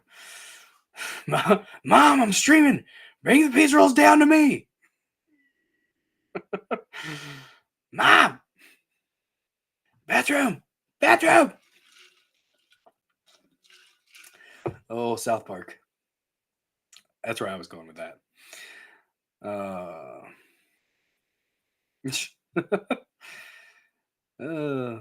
There's some Pink Floyd there. Hello, hello, hello. Is there anybody in there? No, there's not. I think it was just somebody honking at a dog, or we got critters out here, deer running. It's getting colder, so I think it's going to be like 42 degrees for a low tonight. So it's getting to be fall, guys. It's getting to be fall. Let's go ahead and play this guy. Probably don't trust him, but here's his response. Obama, I'm a black man, and I'm voting for Donald Trump for president, and there is no amount of lecturing 5 months ago, you weren't. Or bullying or shaming that you can do that is going to make me change that decision. I am not afraid to vote for Kamala Harris because she is a woman. I refuse to vote for Kamala Harris because she has spent the last 4 years destroying this country. She has spent the last 4 years throwing up the borders to illegal immigrants. She has spent the last 4 years destroying this economy. We have seen over the past couple of months that she is not fit to be president. She can barely speak. She can't articulate a vision. And actually, she's pretty stupid. And if you think that I, as a black man, am going to let that waltz into the White House, that is going to get my vote because you're lecturing me and you're bullying me, and you may be the surrogate black dad for a lot of fatherless black boys that are running around this country, but I got a dad. I know who he is, and it ain't you. I'm voting for Donald Trump for president. Is that a thing? Did a lot of black folks that didn't have a father figure look at Barack Obama as a father figure? Huh. Didn't know that was a thing. Take it or leave it. Sorry, Obama. What does it say here? Former President Barack Obama says the brothers aren't turning out for Kamala Harris like they did for him. Okay. There's the stuff for the Massey Minute later. But that's 2 minutes. But we will have Massey. We will have a Massey Minute later. That's at the end of the stream. That's going to be our white pill, just Massey doing his thing, honestly. Our happy time at the end. It is still politics. It is, but it is it's a good part of politics. So yeah, Barrack thinks that the Democrats, they think they own the black vote. They think they own the black vote. They don't. No matter how much they, how much they act like it, they don't.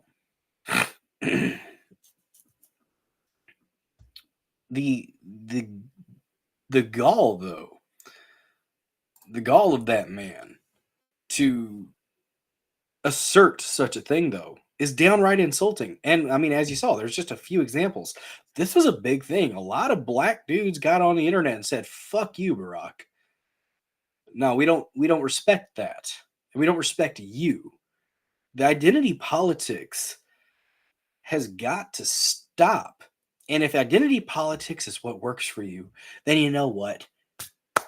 You got to wash your hands of the reprobate mind at some point. When they decide to come back around and step outside of that crap, then welcome them, sure.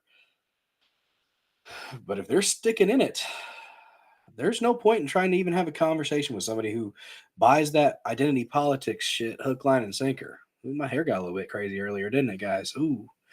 Oh, no. Oh, no. So, yeah, the left continues to demonstrate that they think they own the black vote. Do what your Massa Barrack told you, Toby.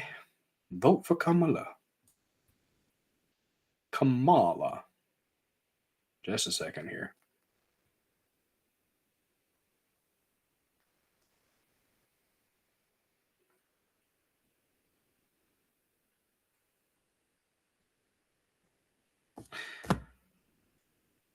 It's something that's worked for them until recently. I think with the polls we're seeing, like, historically, the most like Hispanic, the most blacks, actually, like people of color, which linguistically is just saying the same thing as colored person. It is. It's the same damn thing. It's just not PC to say colored person. Am I somebody who says colored person? No, that's never been my instinctual response. I usually, if it's a black person, I say a black person. If it's a Mexican person, or Hispanic, whatever. Am I gonna call you a person of color? Not instinctually, no. But it's weird. It's weird. The way that we fiddle with words is interesting, in my opinion. People of color, colored people, it's pretty much the same damn thing. And you still have the National Association for the Advancement of Color People, right? Why is that still a thing? I don't know. There's some black folks that want to be called the N-word. I'm not going to do that, but you do you. You do you. If that's what you want, that's what you want, I guess. But red, yellow, black, and white, we are precious in his sight. Yes, we are. Damn right, Trish One. Damn right. Ooh, I agree with you. Yeah, no, I'm not saying it. I have adult things that I have to do, Salty. I do. I am a free speech. I support free speech to the nth, but I also am not an idiot. There's that. There's that. If this was my only thing, I might be a little bit more loose at times. I might be. Words are words. It's true. It's true. But anyways, moving on. Conservatives are being retarded, and I don't like it. I don't like it, guys. I myself, do I lean conservative on a lot of things? Hell yes, I do. Do I lean liberal on some things? Hell yes, I do. As far as like the homosexuals, I don't care. You be gay. You do you. But leave it. Stop crowing about it. I don't give a shit. I don't care where you want to put your genitalia. I don't care what genitalia you enjoy. I don't care. Leave it in the bedroom. Stop. Just be normal. It's like the meme. Why can't you just be normal? You want to be treated like everybody else. Act like everybody else. Matter of fact. Okay, yeah. Okay, that's your husband. If you're a guy, okay, great. Oh, if you're a girl, and oh, that's your wife. Cool. And like, oh, you're coming out. I don't care. You do you. I ain't none of my fucking business. Just leave kids the fuck out of it. And that's the thing, though. That's the thing. You have these bad actors, which evidently they're the greasy, the squeaky wheel gets the grease. That in that community, push and push and push and push. And well, then you end up with what we have where kids are having their freaking tits chopped off at 13 years old and being irreparably damaged. So there comes a time where any inclination of fucking with kids in a certain way, you got to cut it off. You got to cut it off. Literally. Mess with kids, get it cut off. But also, speaking of messing with kids, conservatives, I fear, are being baited. I feel that people are, they're being baited right now. And I don't like it. And it pisses me off that it's happening because you should know better. Salty. Absolutely. At 18 years old, if you want to sprout wings and jump off a skyscraper, good luck, fly, birdie. I would rather people not do that. Don't actually jump off. Don't think that you can sprout wings and fly off. Disclaimer. Not all the views expressed are factual and in serious nature. There is often humor involved in the things that Bill Dozer says on the Dozer Den. Disclaimer. Nobody should jump off of a building. Don't do that. Damn it, Salty. It's just the thing. Apparently, though, there is a story out there from Black Insurrectionists, and I'm just going to go ahead and pull up his Twitter, and we're going to go through it. And he's one of those people that has the if BAP. That's how I say it. I follow back all patriots and stuff like that. And I get it. I get the follow game on Twitter. I do. But also, you don't just automatically earn a follow from me if you don't have any substance. I'm looking for human interaction, all right? And if you follow me and you don't have any original thoughts, you don't interact in the comments, you don't message or anything like that. If you're just reposting, I'm probably not going to follow you. Unless we know each other or we're in a group or something like that. Probably not going to follow you back if you're just doing that. If I can't tell that you're a real person, you don't deserve my follow. Like whatever the fuck. It's a weird interaction that goes on X. It's interesting waters to navigate. And the first time I was exposed to something similar to it, it was on Truth Social whenever it first came out, and it was all the follow trains and all this stuff. And I'm just like, I don't want to be a part of that. It's weird. So.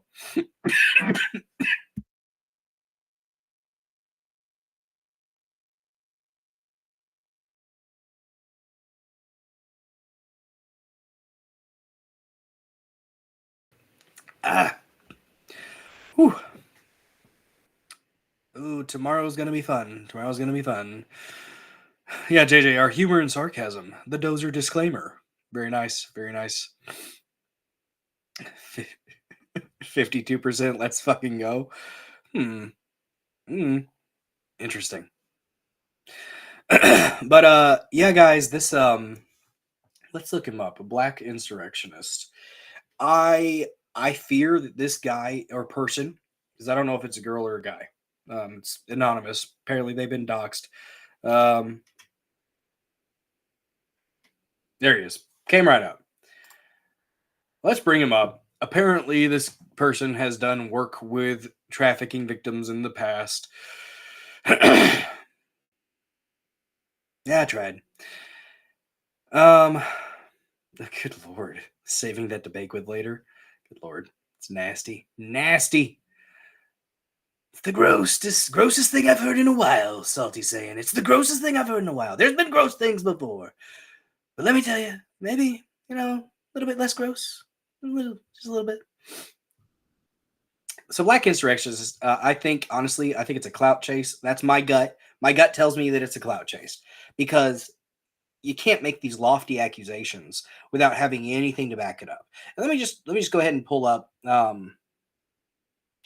And he's putting out these little screenshots, these videos of him going through and like sending emails and stuff like that. Like it matters. It doesn't really, guy. It really doesn't. I'm pulling these off. My ears are hot. But it really doesn't matter that you're sending an email. I mean, that's great that you're getting it documented, and they have to keep these as a matter of record. Okay, that's cool. What official what official documentation do you have? And if you post something that looks like it could have been written up in 5 minutes on, like, okay, if you think that this is just automatic fucking evidence, like this is the statement from the victim, we'll go ahead and read through it. But I'm sorry, but fuck off if you're going to tell me that this is absolute. You've got to be more critical, guys. You've got to be more critical in your sources. This is nothing as far as like official or, it doesn't mean that it is actually true. It doesn't mean that it's actually from the person. All right. It doesn't.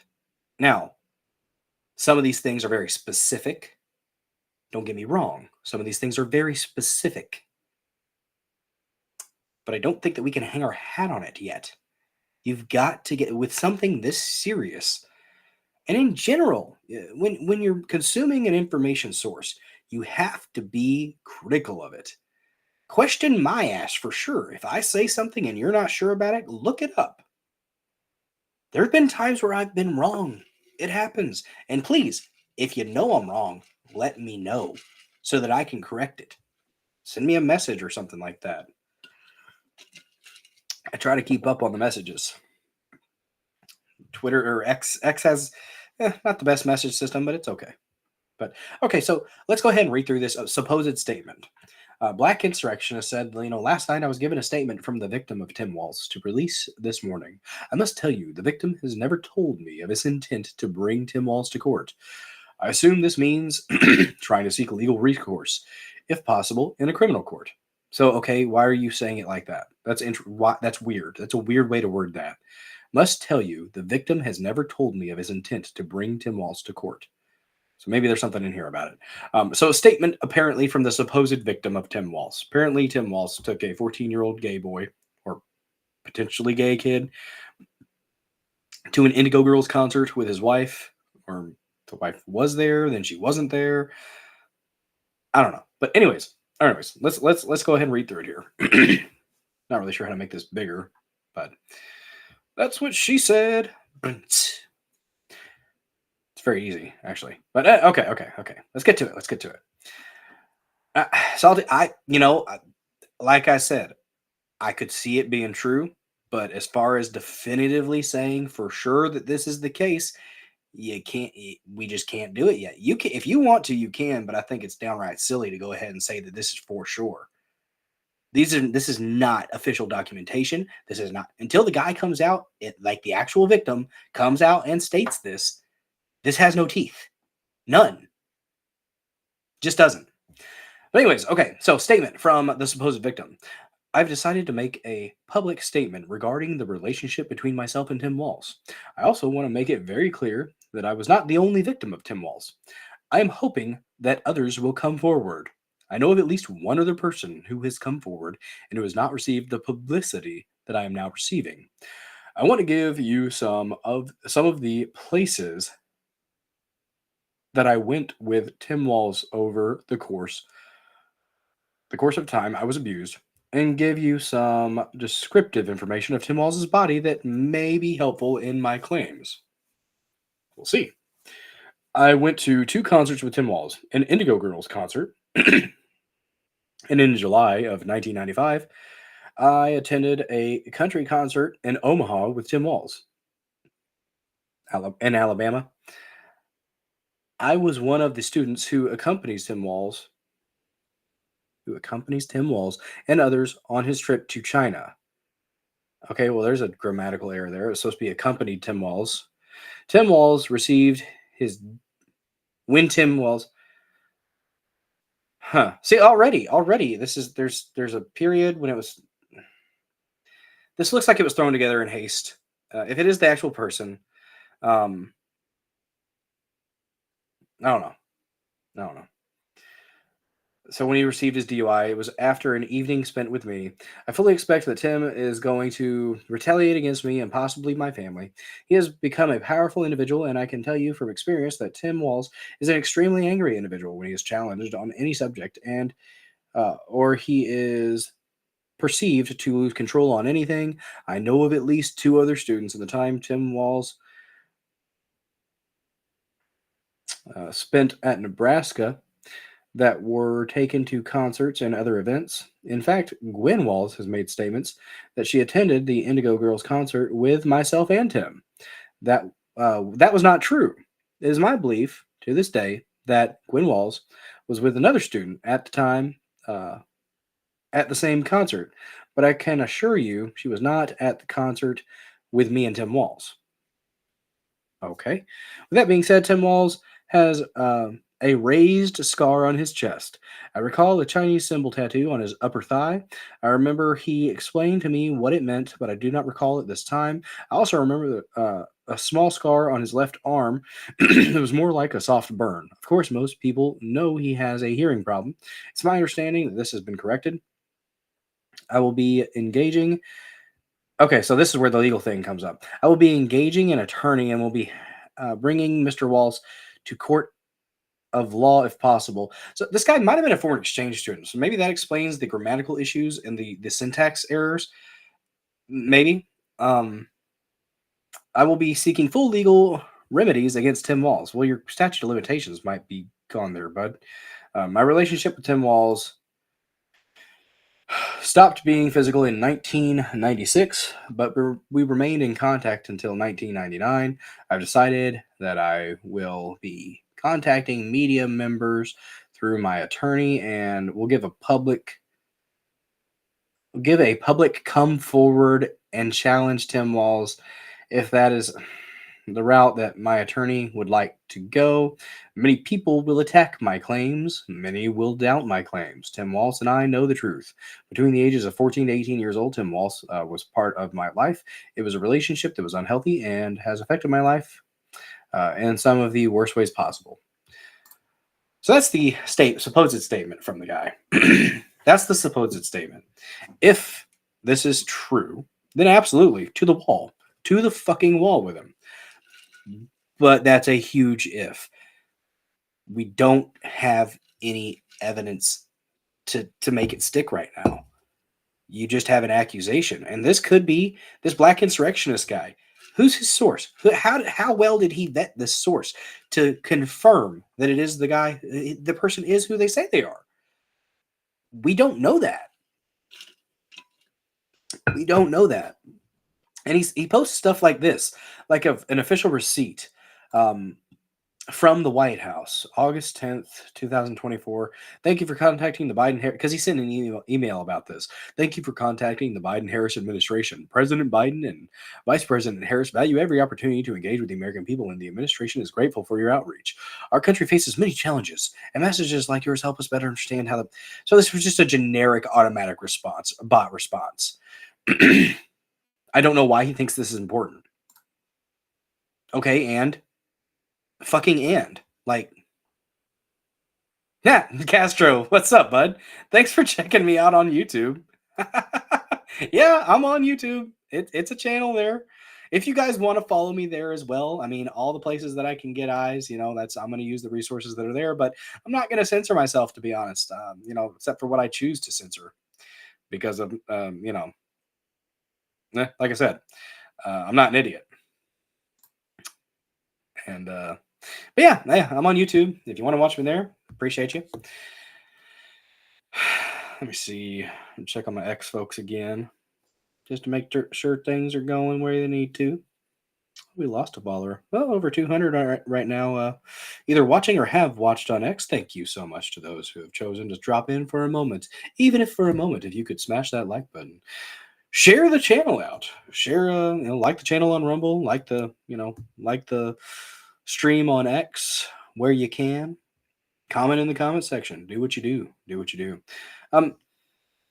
Another one here. Okay, he got another one. Post receipts of my emails to the VP. This is the email I received from 8/23. It's the exact same thing. This guy, I have got to think, it just looks like a follower grab. It looks like he's follower harvesting off of this. That's my gut. That's what, I could be wrong. And you know what? I will eat crow. I will eat crow if this guy has legit receipts. But right now, what he has posted is not evidence. It is not receipts. It is hearsay. It is irrelevant. These little things here. He posted the second one. Okay, you sent an email to the White House. They're going to send the bot response. And then like this one here where he's showing him right up the... Like, Okay. Okay, this could very well be something else. Like, I don't understand why he thinks this brings validity to his claims. It doesn't. It doesn't at all. It's something, but it does not have teeth. We have to be smart about these things. Here's the thing that he acted like it was okay. So, post number 12.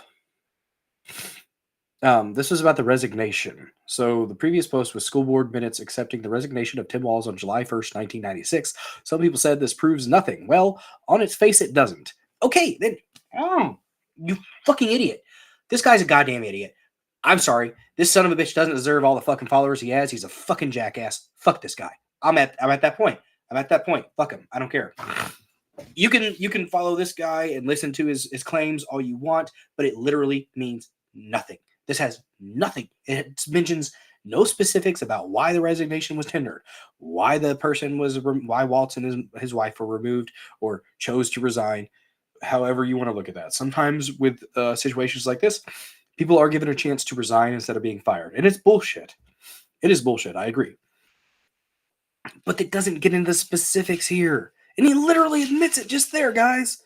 So on its face, it doesn't. Well, no shit, it doesn't, man. God, just because the confirmation bias, guys, confirmation bias is a fallacy. Don't do it. Don't do it. Because it makes you look like a jackass. And it doesn't look well. It doesn't shine positively on, on the movement. Don't be like the left. It's fucking gang mentality bullshit. Don't be like the left. Okay, a picture of them at a school board meeting. And the framing here, contrary to what Tim Walz says, the school board voted 6-0 to fire him. Of course, they call it accept his resignation. So that's speculative right there. Absolute dog water. Absolute dog water. If you want to believe this shit, go ahead, but you're not thinking critically. Just saying. Do the float test. Fuck you, Salty.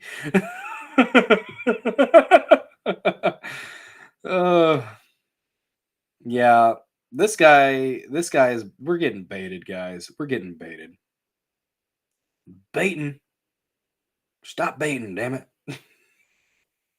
Idiocracy reference. Idiocracy reference. But this also makes me think back to this video here. Let me pull it up. To the bookmarks.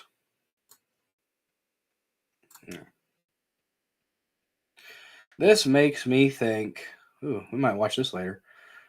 Giant 6'6" woman attacks a cop with a knife. Is that Big Mike? Stop, Big Mike. No, leave him alone. He's a poor small white officer. Hey, what's up, G Mondano? Good to see you. Good to see you, bud. Welcome to the Dozer Den. And to all my lurkers, I appreciate the hell out of you.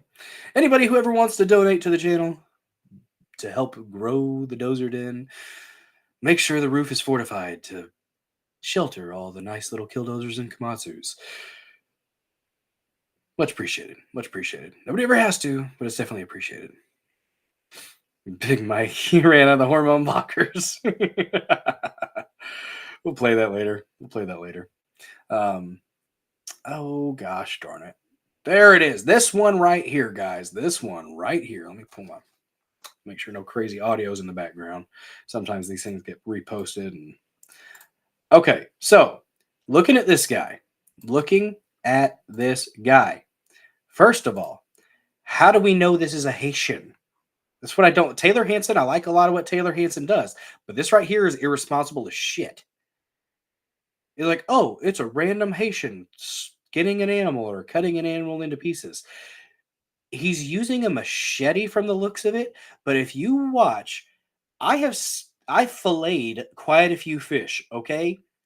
And if you're in a rural-ish area in Springfield, Ohio, apparently has got 60,000 or so people. And that means it's probably got rural little towns out, beside it and waterways out beside it. There's nothing about this clip that tells me that this is a Haitian migrant. It's a person recording with a fucking potato. Okay? This one pisses me off. People jumped on this and were like, oh, this is a guy cutting up cats. That's white flesh. Where's the blood? It looks like he's cutting off. Oh, there's the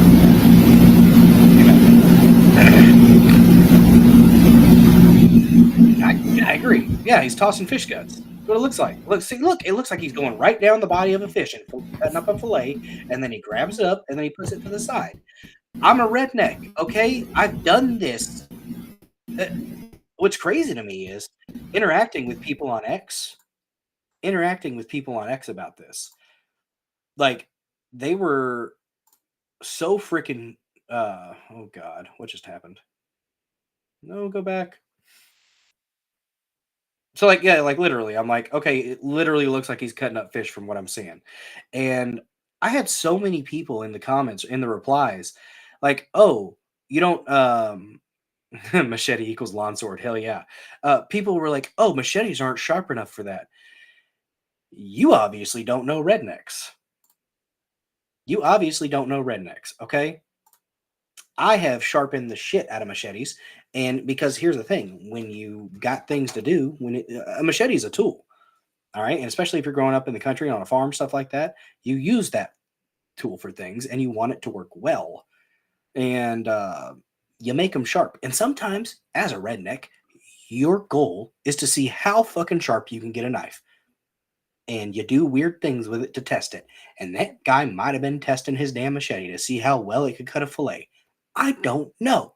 But the fact that people just took that as gospel, that the report was that that's a freaking Haitian migrant cutting up an animal in the freaking...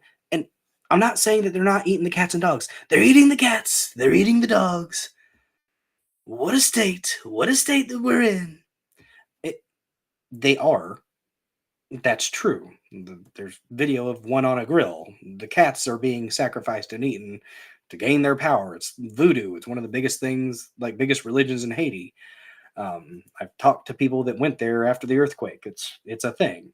It's Catholic and voodoo. It's the main two biggest religions there. Yeah, they are eating the cats and dogs. That happens. This case didn't look like that. I didn't convince me. If you were convinced, okay. But again, we are going to be baited by things. And if something seems like it's just automatically, oh, it's rah-rah, nodding your head along to it, you know, question it. Question it. Mm-hmm. Clearly an astronaut. It was an austere religious scholar, Salty saying. That's what that was. But honestly, how white the back was, it could have been the glare from the sun. That could have just been a dirty redneck. It just could have been a dirty redneck. You work in machinery, you do mechanic stuff, you work on a farm, you get dirty, you get dark as hell. It happens. I have no clue who that person was. The fact that Taylor Hanson posted that as evidence of it being a Haitian migrant was stupid. Unless he knows more, but he didn't look like he did in the comments. I'm just going to say it. I like what he's doing, getting on the ground, doing the investigations. But yeah. Well, the thing is, JJR, that was an apartment complex. From what they were saying, that was an apartment complex. So yeah, I get it. If it was on my lawn, yeah, get off my lawn. But this apparently was an apartment complex. The guy probably lived at the apartment complex and was cleaning his fish outside. When I got a mess of fish, what do? You take them out either on the sidewalk in front of the house or on the porch, and you're doing your fillets up. And you got your bowl of water beside you. You're running keeping your hand up on the outside of the fish and then running that knife along. That's what that looked like to me. All right, this is just coming from the redneck perspective here. Maybe I'm wrong. But with the potato video, it was a cardboard camera that it was awful. To look at that and say it's definitive is silly. All right, if you want to take that as gospel, fine. But I think that's foolish. That's just me. I've got a little bit higher standards. Just a little bit higher standards. A little bit. Speaking of high standards, the Trump appeal case. Not very high standards. Not very high standards for that case to be brought in the first place. I got Taco Bell waiting for me. Guys, we are wrapping it up. We're going to be a little bit past 2 hours. It's not going to go 3 hours. I kind of didn't lie, but I kind of did lie. Okay, Gene Mondano. I'm not insane then. And I had a few people actually comment that I was, but there were so many city folk, guys. And yeah, I'm being redneck. I'm calling them city folk. There were so many city folk. They were like, oh, cleaning fish outside? How savage. Oh, it's giving me the vapors. Oh, dead animal. Oh no. Get over yourself. You ever skinned a deer? I mean, that's different. It's not cats and dogs. Okay. But I mean, what do? You field dress a deer. You cut out the butthole. You run up it's not pretty. But that right there, that video, even with the potato lens, didn't look like a lot of blood. It looked like white flesh. I think the dude was cutting up the fillets off of fish, probably trash fish, carp, buffalo, something like that. But yeah, stop being retarded, conservatives. Stop it. You're not helping. Do better. There. Hopefully, yeah, you don't want a gut shot. Ooh, you don't want a gut shot. Guys, deer season's coming up, y'all. Deer season's coming up. Yeah, you don't want a gut shot. That's a nasty one. I actually got a gut shot on a deer last year, and I didn't get it because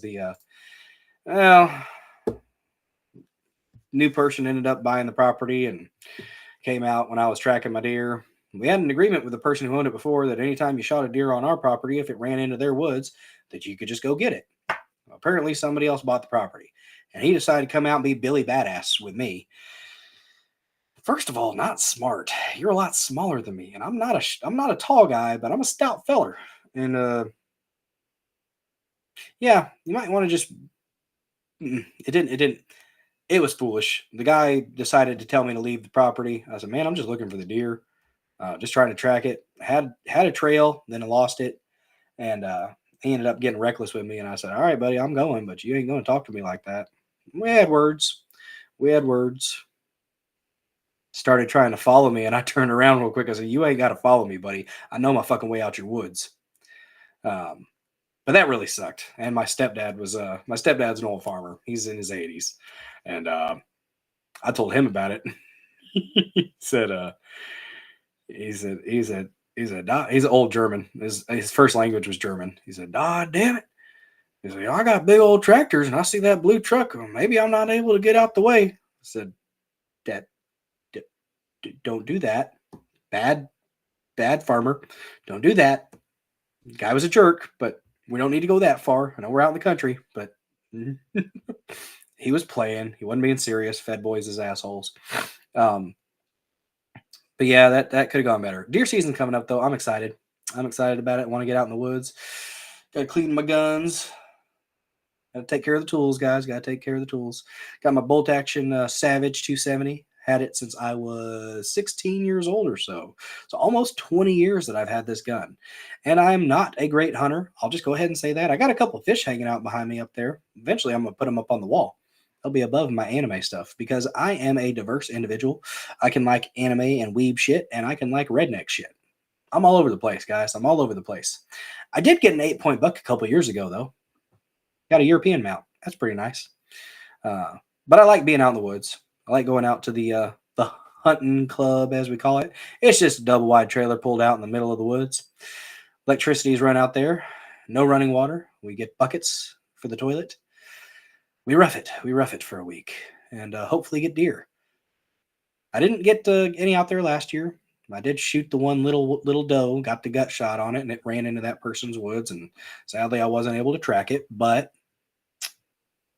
technically, I got a deer because I saw buzzards the next day over that area. Well, how stupid you got to be. Tell somebody just because the principal, "Oh, get off my dang property. Yeah, you ain't allowed to be here. You're supposed to call and talk to me first. I don't know your number, buddy. Didn't know somebody new bought the damn property."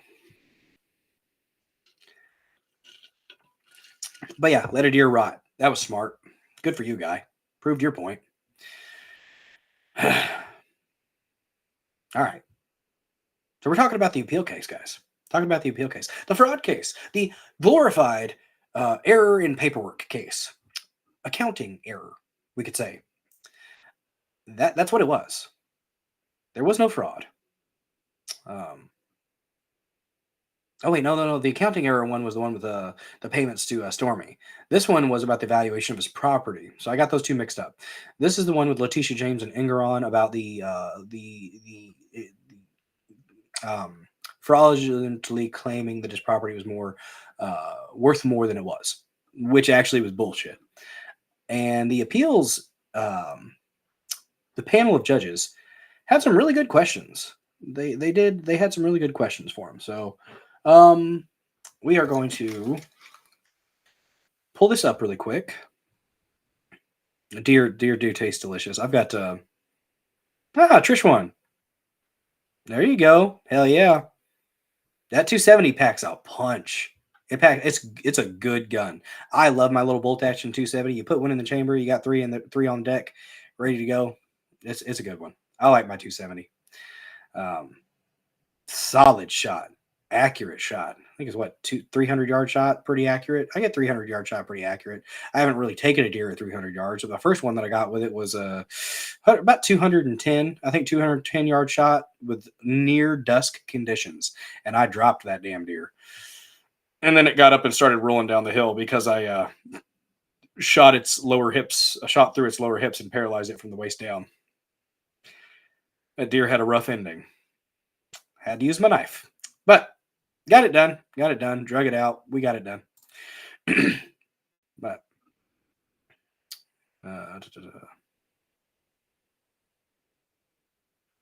no, talking about Letitia James. Was it is it Peekaboo Letitia James? Isn't that what Trump calls her? Or that's her nickname? We are getting close to being done with this stream tonight, guys. Keeping these Monday streams a little bit shorter, but let's go ahead and pull these couple clips up from the appeals panel. There we go. So Democrats in panic mode. The appeals court in New York is on the verge of overturning the fraud case against Trump, and one of the judges suggested that the team may well be deserving of sanctions for a malicious prosecution and political interference. Letitia James may have overstepped her prosecutorial authority. Well, she definitely did. And the 5-judge panel appears inclined to toss out the ruling, and it's almost $500 million fine. The New York appellate argument ended with the state practically begging the 5-panel court not to sanction the attorneys that brought the action against Trump. Let's see if that's actually the case. I don't actually remember hearing that, but maybe this is something that I just haven't heard yet. I thought I'd heard it.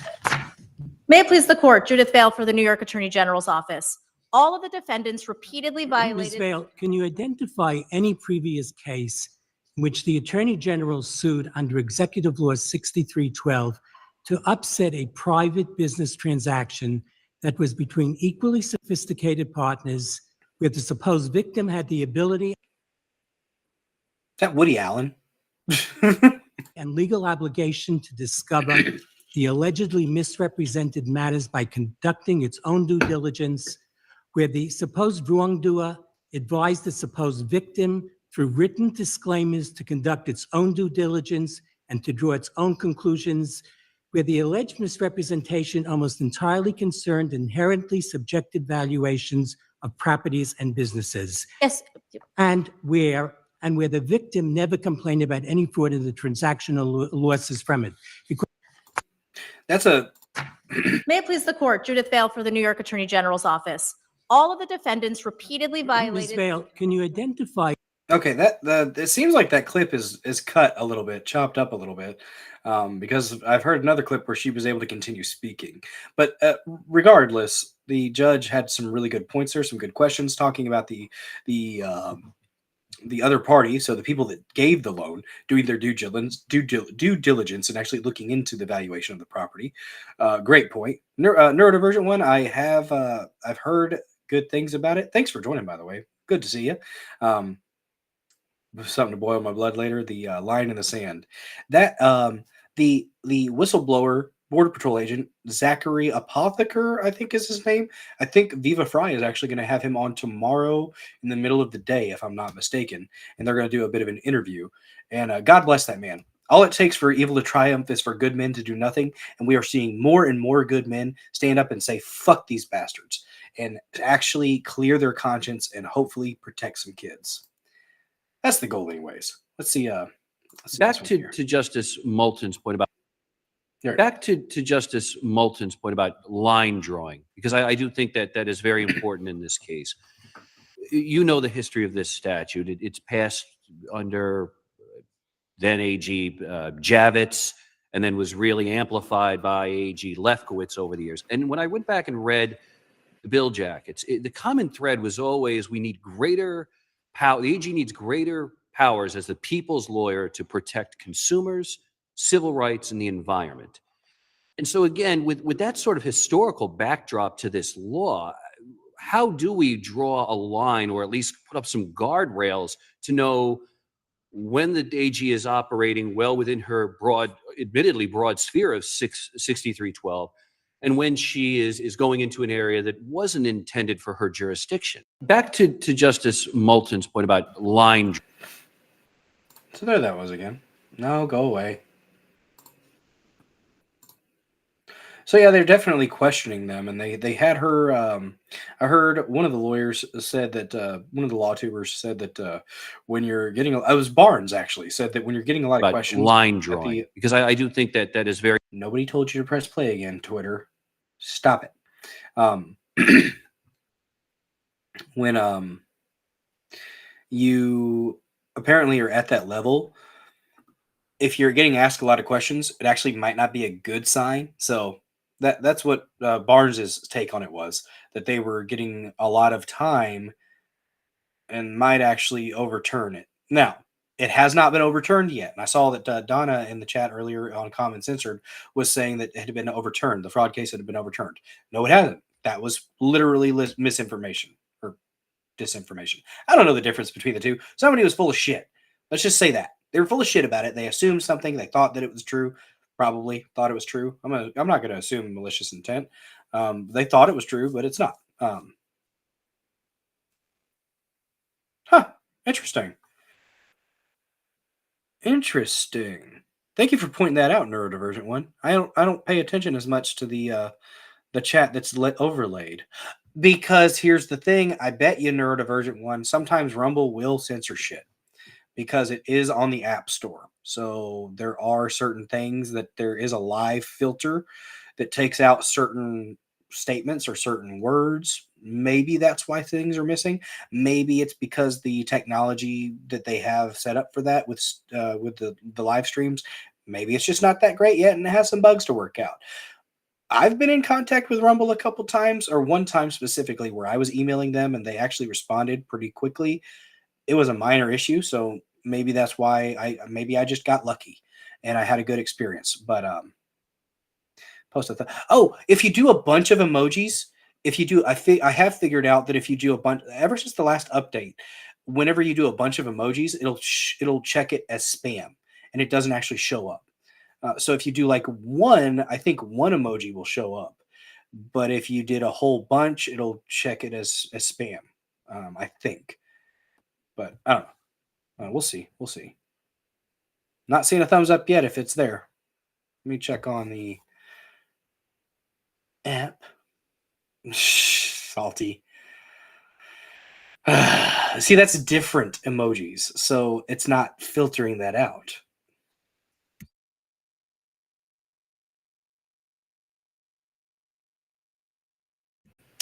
Oh, buddy. Oh, buddy. So yeah, it sounds like the appellate case. Oh, dang. I thought I had this pulled up. I had an article about it, but honestly, I think I pretty much talked about it. And that right there kind of shows you the judges are very, very skeptical of the arguments that the state is bringing. They can thumbs up, but it's not showing. Huh. Interesting, Neurodivergent One. Neurodivergent One, if are you using it from the app or are you using it from a browser? By the way, if people want to subscribe to the channel, I can't find it in the app. You might have to go to browser. If you do want to subscribe. Okay, Gene Bondano was able to post it. He got it. Neurodivergent One, Rumble is singling you out. It's because you're autist. You're an autist. That's why. That's the reason, Neurodivergent One. That's the reason. It's downright discriminatory. Come on, Rumble. I'm not sure what's going on, man. Sometimes Rumble works in mysterious ways. Maybe an update. I don't know. Ooh, look at that. 17 thumbs up. Hell yeah. Okay. Browser. So maybe it's the browser thing. I don't know. Up to 30 people watching over on Rumble. Thank you guys so much. The X was around 200 or so. So thank you to everybody watching there as well. It looks like Trump is actually going to win the appeal. I hope he does. Are they going to likely release it before the election? Probably not, because you still have they're still lefty New Yorkers. They don't like Trump, but he'll try less bacon. Maybe just do like one emoji or something, and maybe it'll come up. I don't know.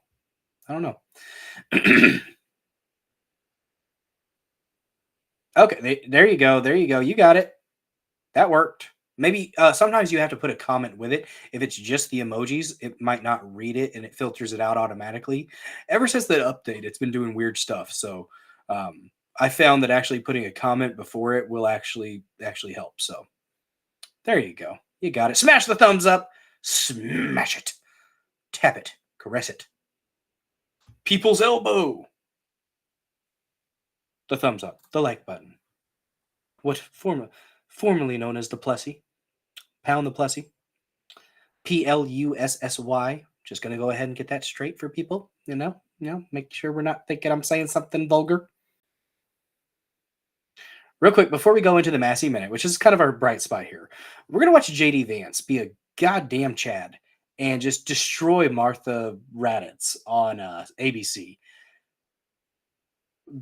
One of the most horrific examples of journalism, urinalism that we currently have. Just took over a couple apartment complexes. Just a couple, guys. How dare Trump exaggerate and say that they're taking over the whole town when it's just a couple apartment complexes, guys? That's all it is. Stop being a racist. The incidents were limited to a handful of apartment complexes, and the mayor said our dedicated police officers have acted on those concerns. A handful of problems. Only, Martha, do you hear yourself? Only a handful of apartment complexes in America were taken over by Venezuelan gangs, and Donald Trump is the problem and not Kamala Harris's open border. Americans are so fed up with what's going on, and they have every right to be. And I really find this exchange, Martha, sort of interesting because you seem to be more focused with nitpicking everything that Donald Trump has said rather than acknowledging that apartment complexes in the United States of America are being taken over by violent gangs. I worry so much more about that problem than anything else here. We've got to get American communities in a safe space again. And unfortunately, when you let people in by the millions, most of whom are unvetted, most of whom you don't know who they really are, you're going to have problems like this. Kamala Harris, 94 executive orders that undid Donald Trump's successful border policies. We knew this stuff would happen. They bragged about opening the border, and now we have the consequences, and we're living with it. We can do so much better, but frankly, we're not going to do better, Martha, unless Donald Trump calls this stuff out. I'm glad that he did. Yeah. She went on. There's more to that. She went on to double down and say, as I said, only a few apartment complexes were taken over, only a couple issues. She doubled down. Can't even stop herself. JD Vance, he was a good pick. I was skeptical at first, but the dude can destroy the media, and he's smart about it. He's impressed me so far. Now, any politician I'm skeptical of, that includes Trump. He's a politician now. He's not your normal politician, but he sure is one, so you have to be questioning all the time. But yeah, that was beautiful. Just put it on display for how crazy that woman was being, how absolutely absurd that line of questioning and that mentality was. Insane. Absolutely insane. Okay. Stop pressing play. You know the history of this stuff. Stop it. Nobody told you to do that, X. Yeah. Appreciate you guys liking the channel. Sharing it out if you can. Getting the exposure. Stop it. Where's our Massey stuff? We got the Massey Minute. This is our end of the stream stuff, guys. We've talked about some fun stuff. We've talked about some sad stuff. We've talked about some serious stuff. There's been some rants. It's been a fun journey. Here's a bright spot. Here's what before we get to the Massey Minute. So I want y'all to see what the locals are doing. This ain't the Check government. this This is the locals. Joe Biden and Kamala ain't doing shit. These are locals with their equipment. And this good old North Carolina boys and gals getting together, making a bridge for people. Fuck FEMA. This is the bridge they made to get to the other side. I got one of the operators here. So was this a big ass bridge? I mean, like what, 2-lane? Like what? Like he was just saying? 2-lane bridge, and you can see the original columns. And we washed all the free spans away, and we took what was left of the bridge and made a little bridge so people could get in and out. And these people on the other side, they've been watching you all day or excited you connecting them again? Yeah, they fed us lunch. They're so excited to be able to get their vehicles out and go to town and get supplies. They've been in there for 2 weeks as of today. That's amazing, man. So you guys, this bridge washed out. You guys can see the concrete. I'll zoom in on a little bit. And have you seen Department of Transportation or anything come up here and help y'all? Have they been helping you or tell you not to do something or do it? Yeah, they kind of got us and give us the okay, to go ahead and put a bridge in, get the guys out. And look at this thing, man. This is what I'm talking about when Americans come together for each other. They took the old bridge and made a bridge to connect these good people on the other side so they come to town and get supplies and not have to be ferried in like we are right now. We just brought them in a bunch of diesel on that side by side. Hell yeah. That's a bright spot right there.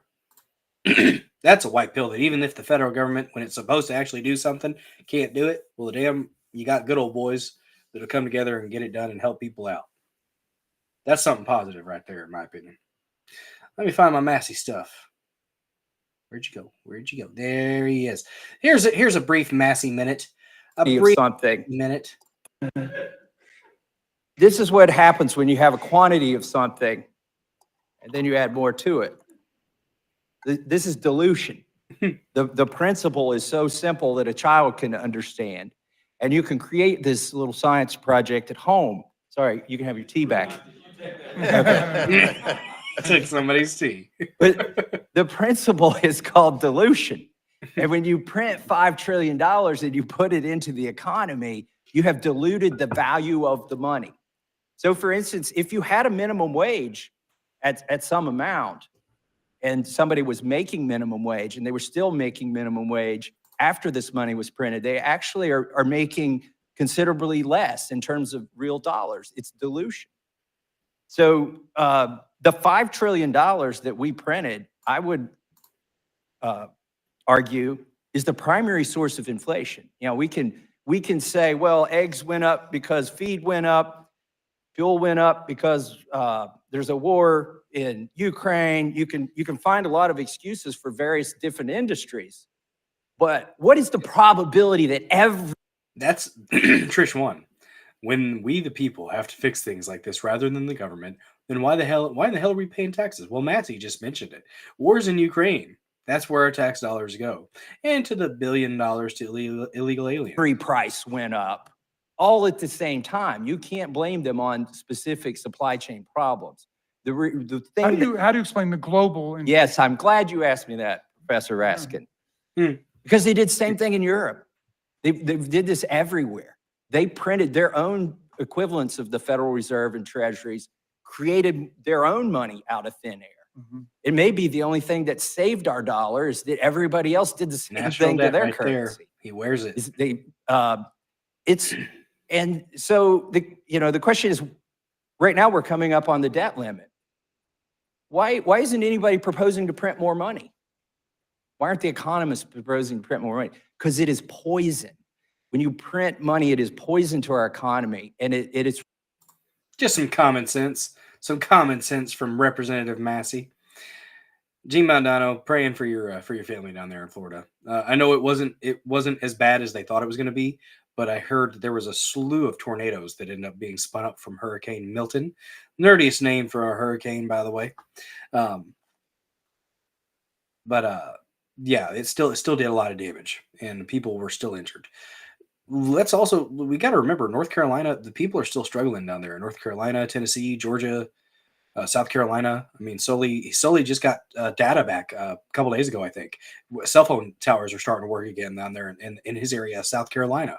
So if you weren't here a few streams ago, not last Thursday, but the Thursday before last, I had Sully on, and we talked for probably the first hour and a half, 2 hours. Went almost 4 hours in that stream. First good bit of most of the stream was talking about hurricane stuff, the logistics, the stuff that EMS has to deal with. So really good interview. Just conversation, not necessarily an interview, conversation with Sully. Follow him, by the way, at the Gun Club on Rumble and Real Hard Truths, and is the Gun Club on X as well. Good guy, good people. So yeah. Oh man. Crazy stuff, though. Crazy stuff. But there was a little bit of a bright spot in government from Mr. Massey. He doesn't care. He's going to call out the stuff. This right here. Lord, give me patience, because if you give me strength, there's not enough money in this CR to cover my bail. Oh, he actually cares. I think he's actually one of the good ones.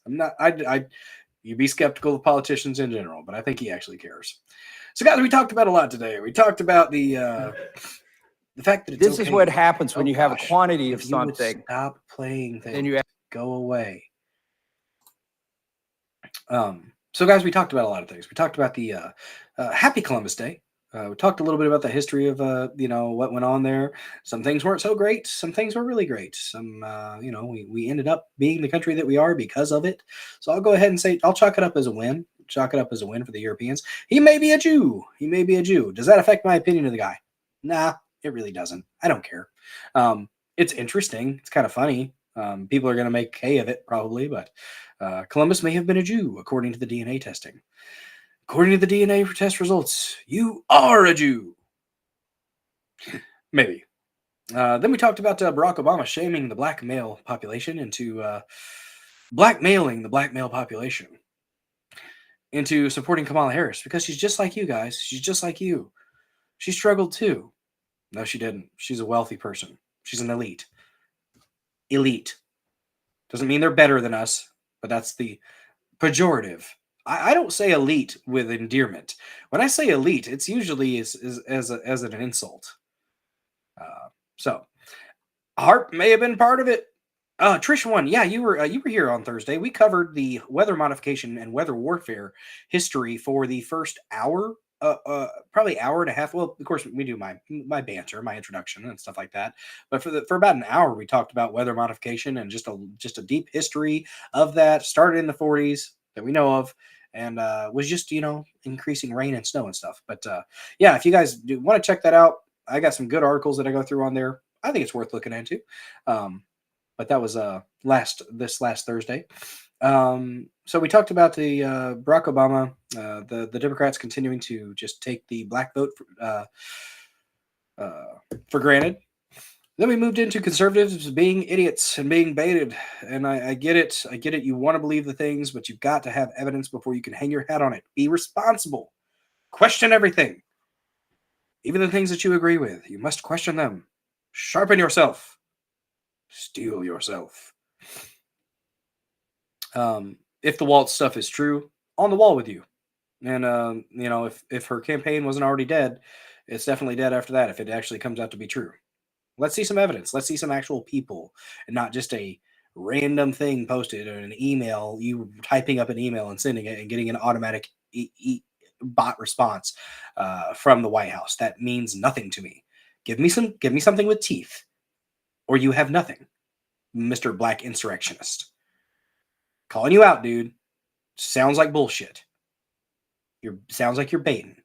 Talked about that video with the supposed Haitian migrant that Taylor Hansen put out there. That someone said it was a Haitian migrant. You can't tell that from the video. It's just a dude cutting up fish from the looks of it to me. Do I know for sure? No, but neither do anybody else. Does anybody else? I think it looked like a guy cutting up fish slabs. Don't get baited, guys. Be guarded, and we'll be all right. Then we talked about the appeal case a little bit. Looks like it is leaning in Trump's favor. Hopefully that is the case. Hopefully that the fraud case is appealed, is overturned on appeal. We'll see. We'll see.